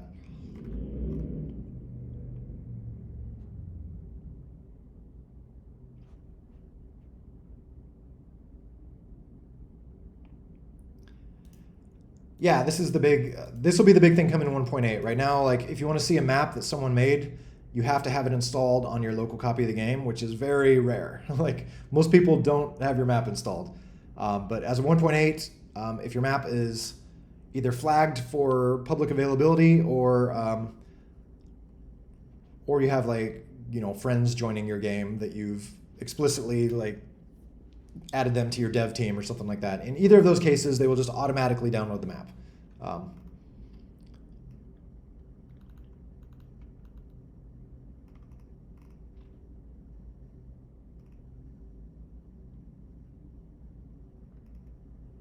So yeah, so definitely wanting to get 1.8 done so we can see some fun new maps. Okay, it's late. Does someone want to host a game? We can just get a little playing going for the last 20 minutes here. See if I still got some battery on my controller. And yeah, I'd love to see some community maps. I mean, we already have seen in mods and things like that, but just to, it'd be cool to, yeah, just see some in general and to start like, you know, I'm hoping to be able to approve a lot of them or whatever to make it so that it's pretty easy to get a map out there for the world to play. Maybe we can do some like, I don't know, like moderators here can like flag a map as approved or something. The whole like approval process, like I said, is basically to like clear a level of quality and also make sure something is not distributing like Nintendo assets or something like that.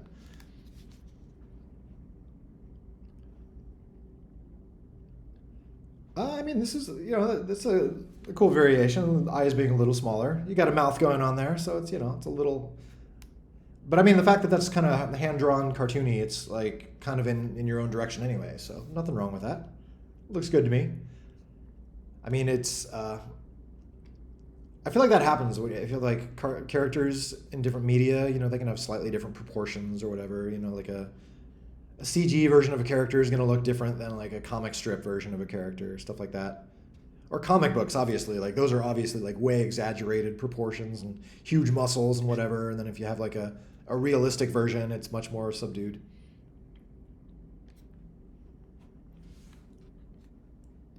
See if I can beat the creator. The answer to this is usually yes. What's your server? Ooh, I'm going to use the official store version. For the first time in a while. I haven't done this probably in 7 months.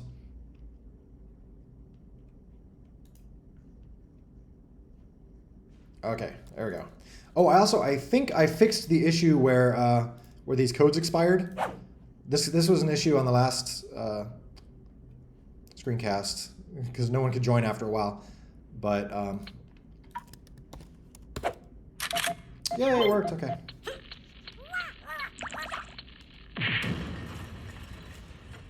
Once again, I'm boring and just have the Spaz character because I'm always resetting my inventory to test things. Okay, who's not skipping? Stupid tutorial.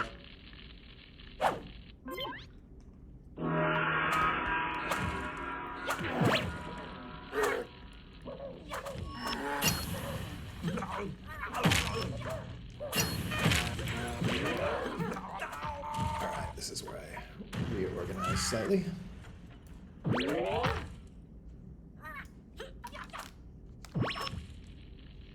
Hello, Cristobal. Haha! Where? Oh. It's kind of, I'm not even paying attention here.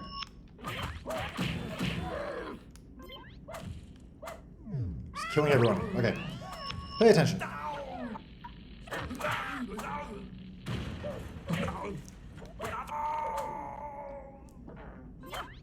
England, Ireland.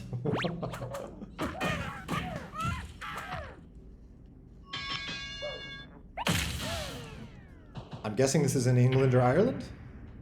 Or is that just... It's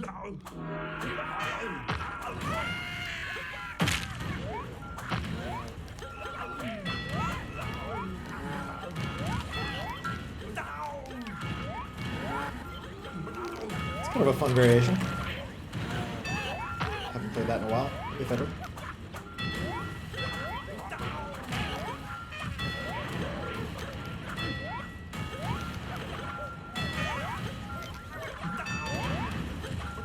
It's fun up on the hill there. It's kind of cool.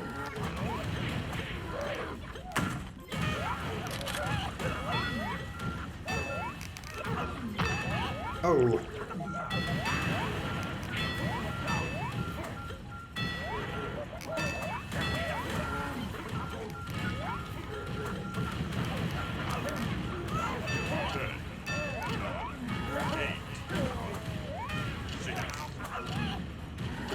Oh, close one. Ah. Darn you, England.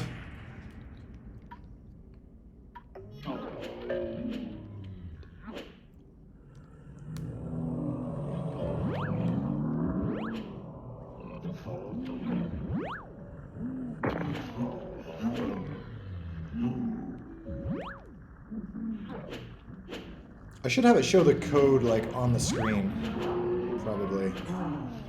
It seems to be like a common thing where people are asking for codes. I don't know if that'd be useful in the normal case, but for screencasting it is. Or at least have an option for that, maybe. Ah.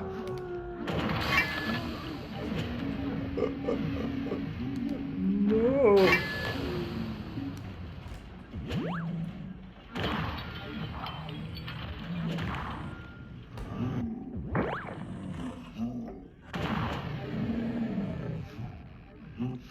Go, Mr. Mushroom.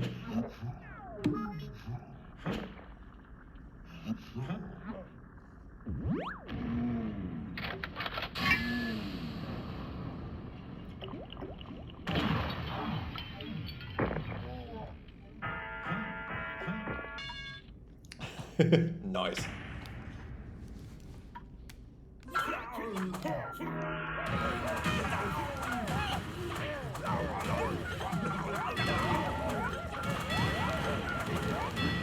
Whoa! I just got launched into orbit. What the heck?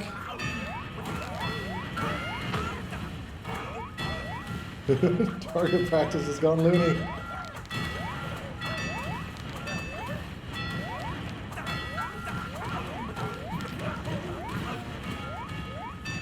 It's kind of an interesting dynamic where it's like you're not even really aiming at the targets anymore, you're just like aiming at like where there's lots of targets.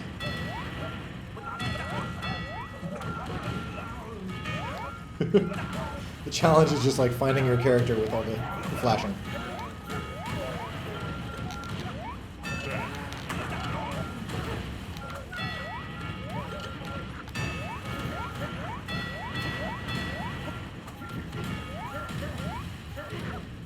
Whoa.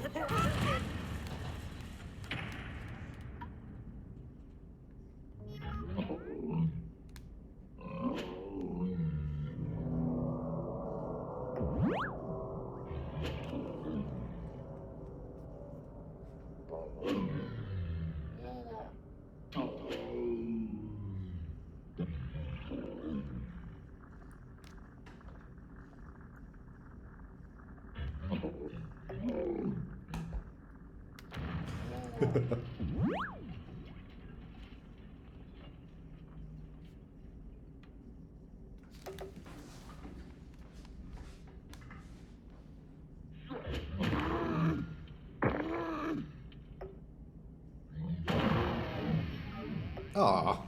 Thank you, Mike Falcon. Oh, jeez. Oh, yeah, I didn't see those gloves. That was a bad choice. Don't worry, socks got us. You only gotta defeat 5 enemies. Not a problem.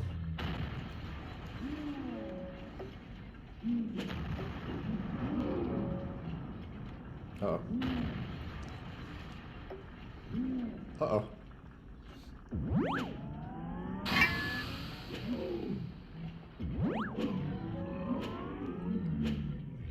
I feel like I never watched like solo elimination with all you pro types. It's kind of cool. Oh. Uh-oh. Uh-oh.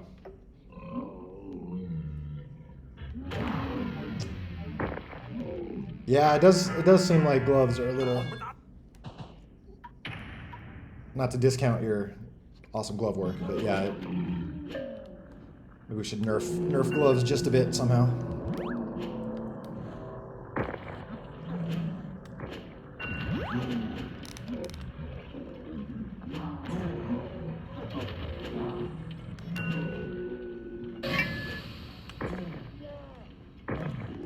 Well, it's tricky. I'm wondering like what would be a good way to nerf gloves.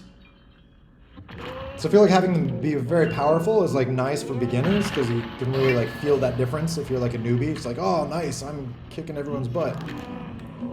But then once you're a pro, it's like, oh man, kicking everyone's butt a little too much.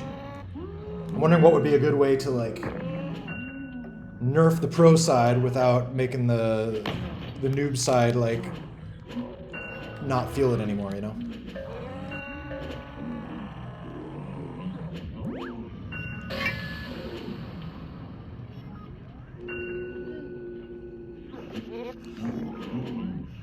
Or yeah, or maybe just nerfing them everywhere, but then like, as long as they still feel more powerful, maybe that could be a thing. Or there could be 2 sets of settings, like, for pro games you could have things be a bit nerfed, but I don't know if I like that. I don't know if it's good to have like, noob settings and pro settings.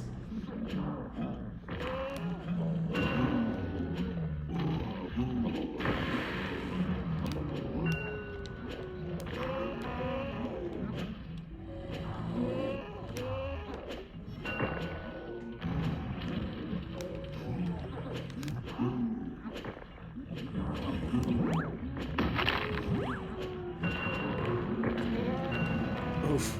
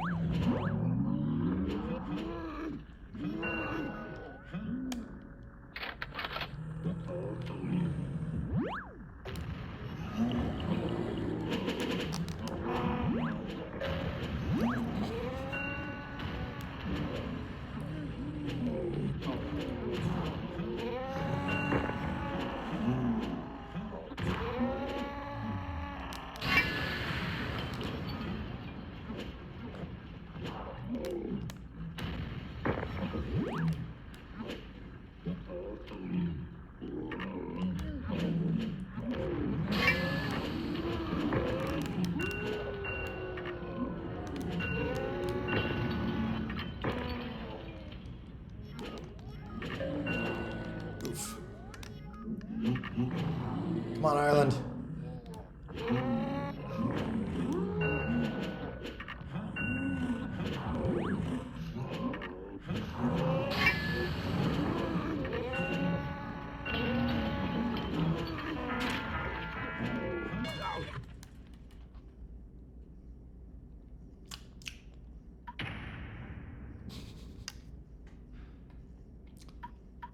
Dang, Cristobal. Well done. Alright, we got him this time.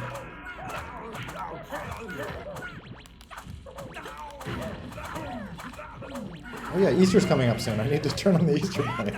I always forget.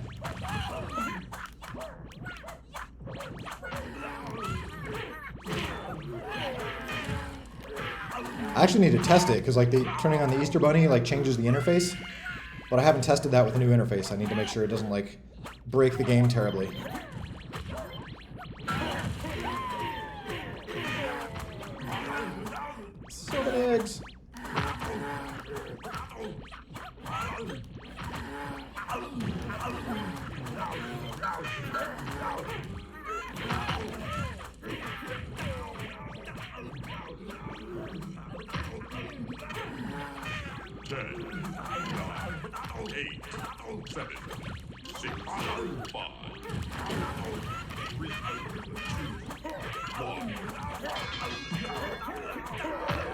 Ah. Yeah, this has been a fun playlist. Kind of a different set of stuff. I feel like England just keeps edging us out a tiny bit. Just gotta try a little harder. Oh!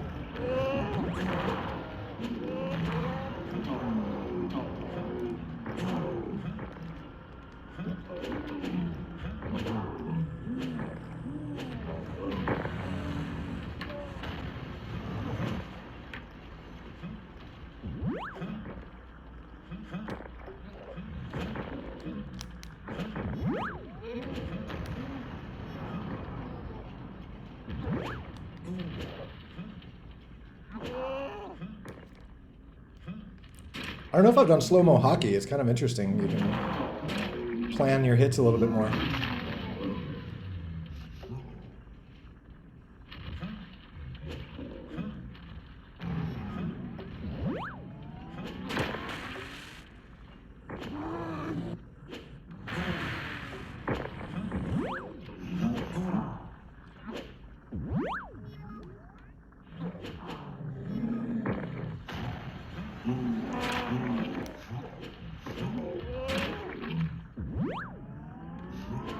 Oh!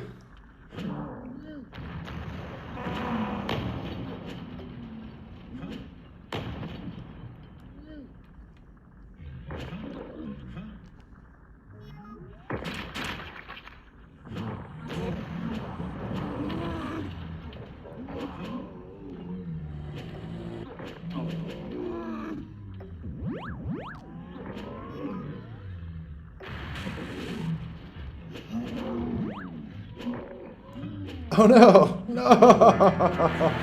Oh, good hit. Darn you, England.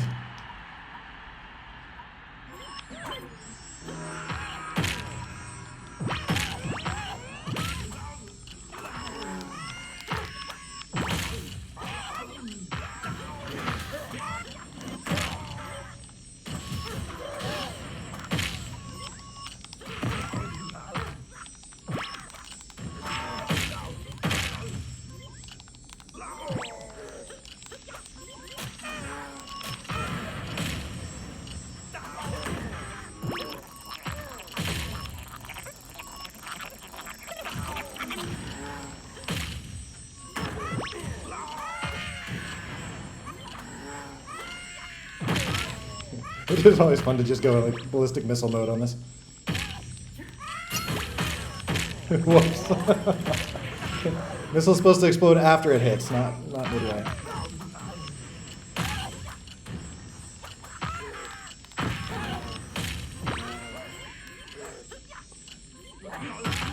Oh, jeez.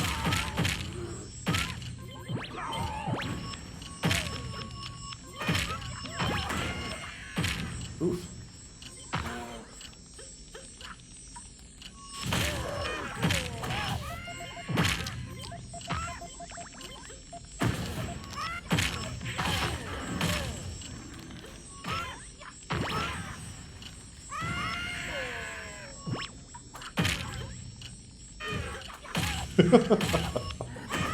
My average life expectancy is like 2 seconds.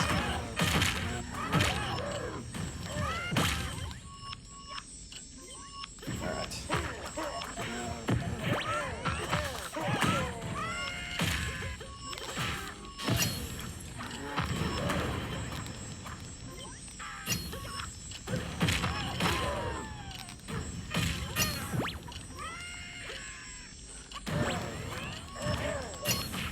Oh, dang.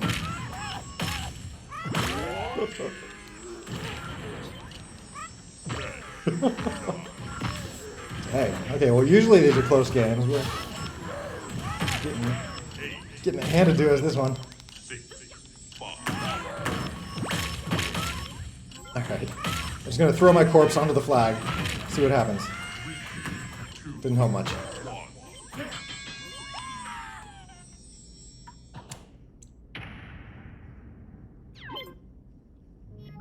Oh, sock rage quit.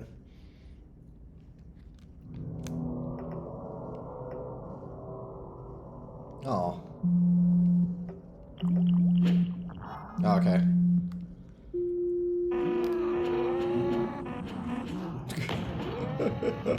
Jeez.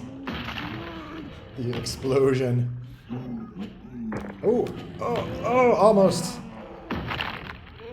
Cristobal is off.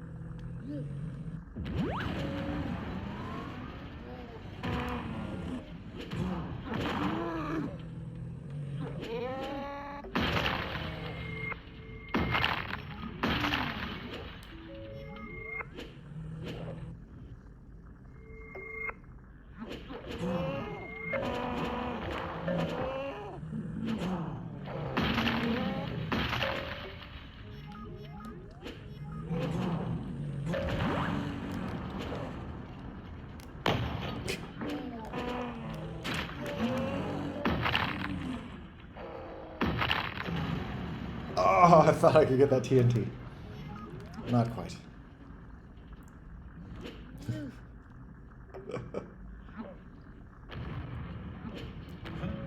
Oh, we gotta stop one of these England people.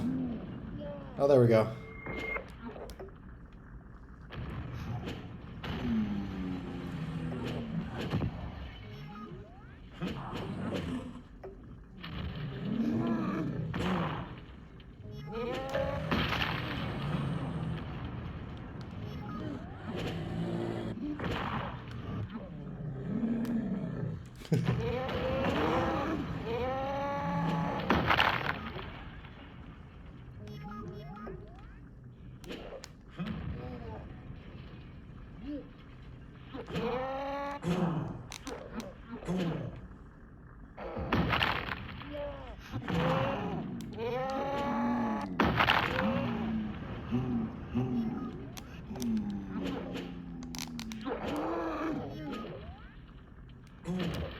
Uh-oh.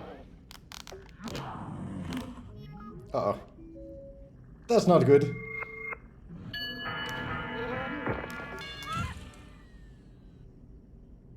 Well, it happened again.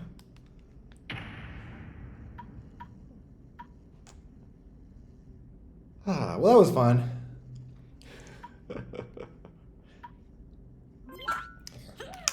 Alright, I'll do one more round, then I'll have to go.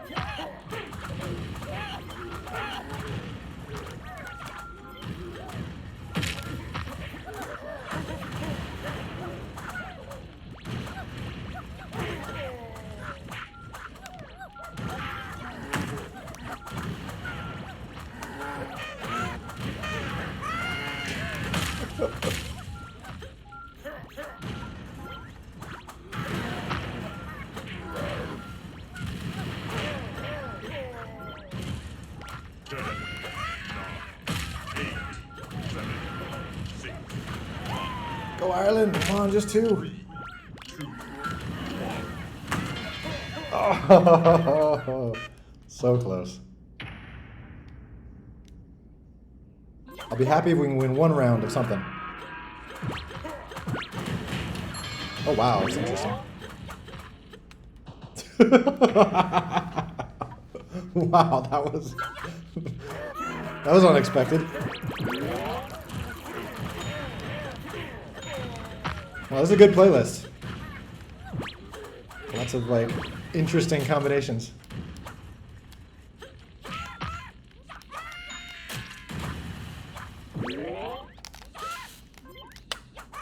Farewell. I go on to a better place.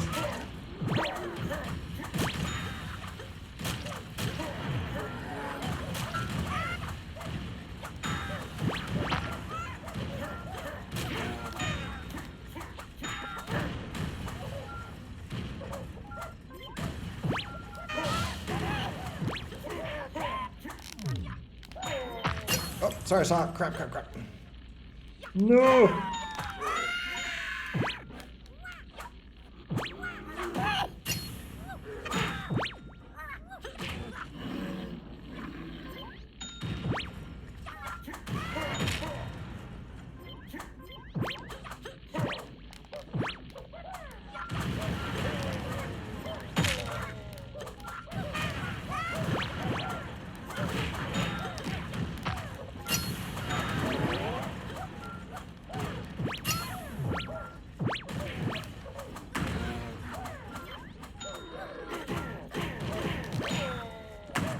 No, mistress.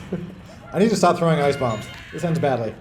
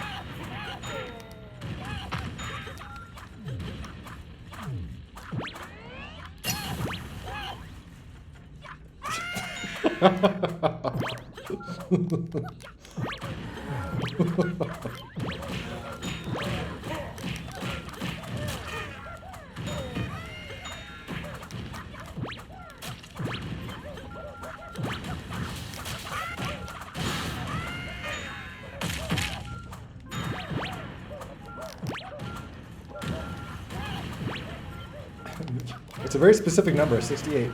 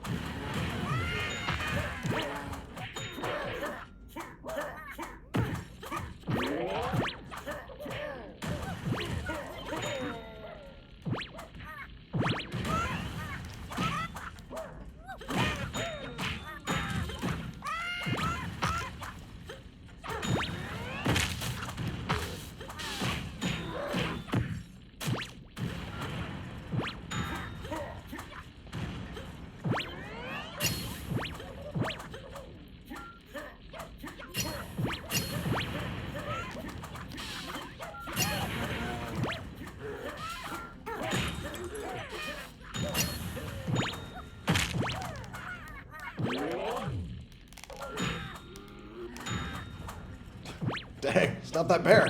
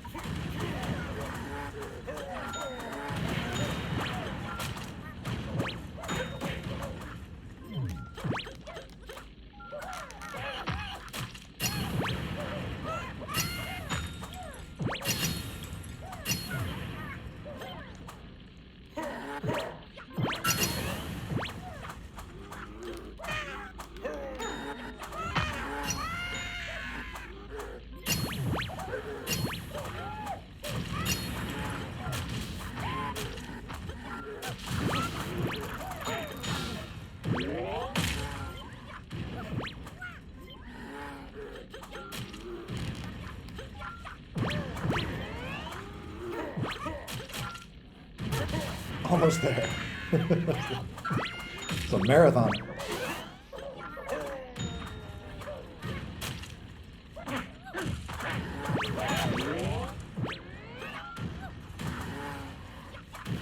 I love the hockey assault level was like 3 seconds.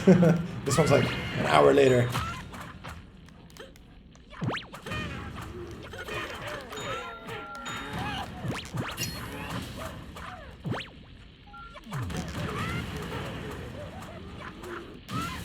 Oh.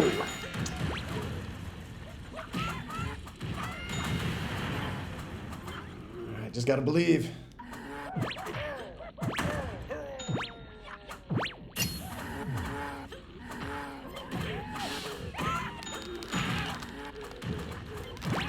Ah, bear attack!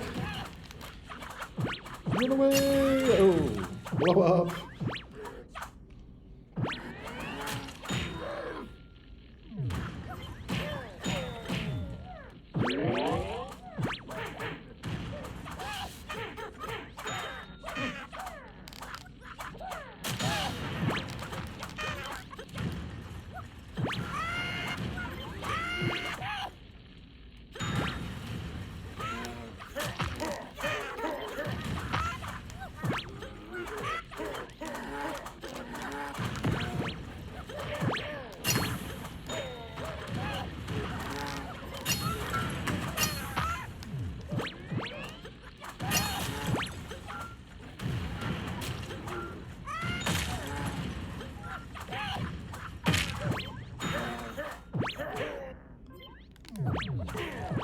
Moss.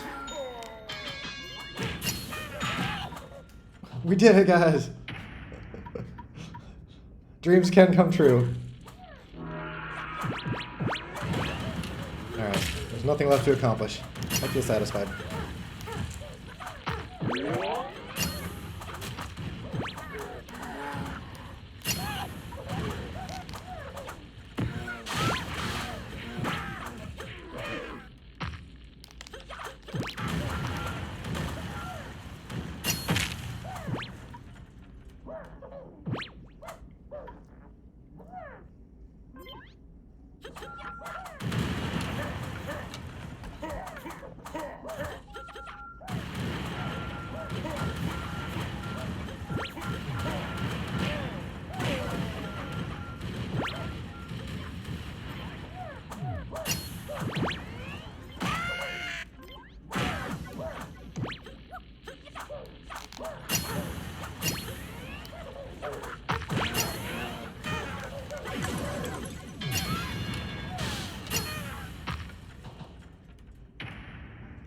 2 in a row? Oh my gosh, we've turned it around.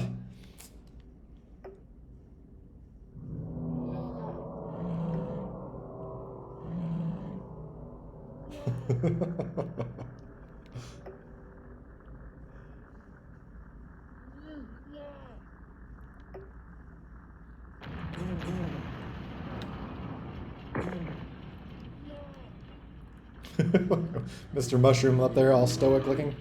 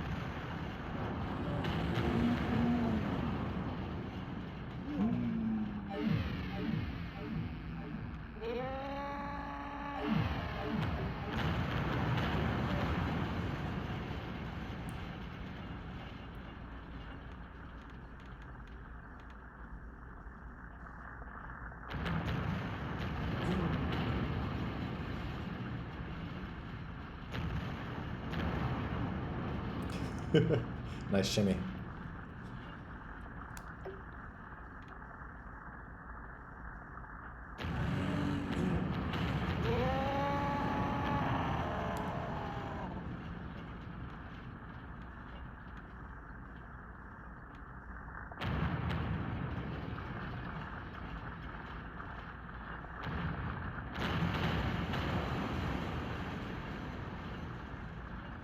Bomb Squad use the adaptive triggers of DualSense controller. What do the adaptive triggers do? Is that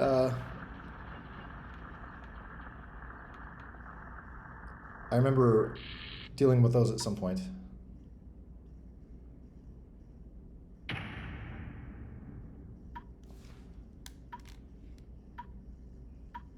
Oh yeah, no, it doesn't. It doesn't do anything like adjusting trigger sensitivity or anything like that, or making it harder. So,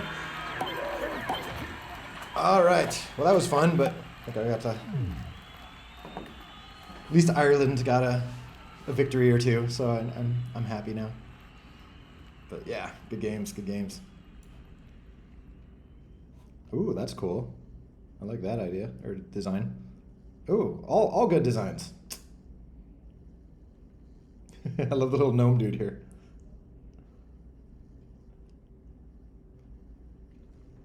But yeah, it was a good good. I feel like a good variety of play styles there. That was fun. Some definitely like different flavors than normal. But yeah, see, this is why I want to get asset packs done, so I can. People need to be able to like experience these things. That's freaking awesome. Add shaders. That would be. I'd love to do that. Like, that'd be cool. That kind of brings up questions, though. Like, what is the game going to be using for shaders? In terms of like right now, it's OpenGL. So it'd be GLSL shaders would need to happen. But the question is like, is the game going to be ported to other platforms with different shader formats and things like that? So it's a kind of a tech question of like, do we need to write each shader 3 times, or do we adopt like Vulkan or something, then always use like GLSL, or so it's kind of like there's some tech questions there, but it would be cool to make that something where people could write custom shaders though.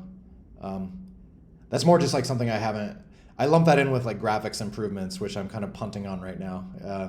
I'm trying to make myself not touch graphics until after 2.0 if possible. So,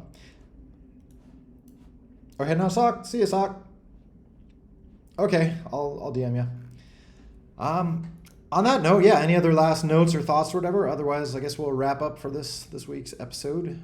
And we should should be coming up again with the next one, hopefully in 2 weeks. Unless there's scheduling conflicts, you know how it goes.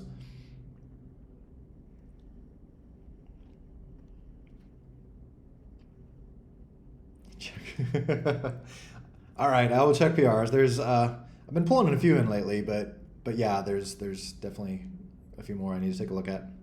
So, all right, folks. Well, it's been fun, everybody.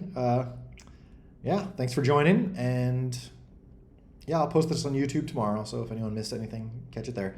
So otherwise, I will see all you folks whenever the next episode is in a few weeks. So, all right, peace out, everyone.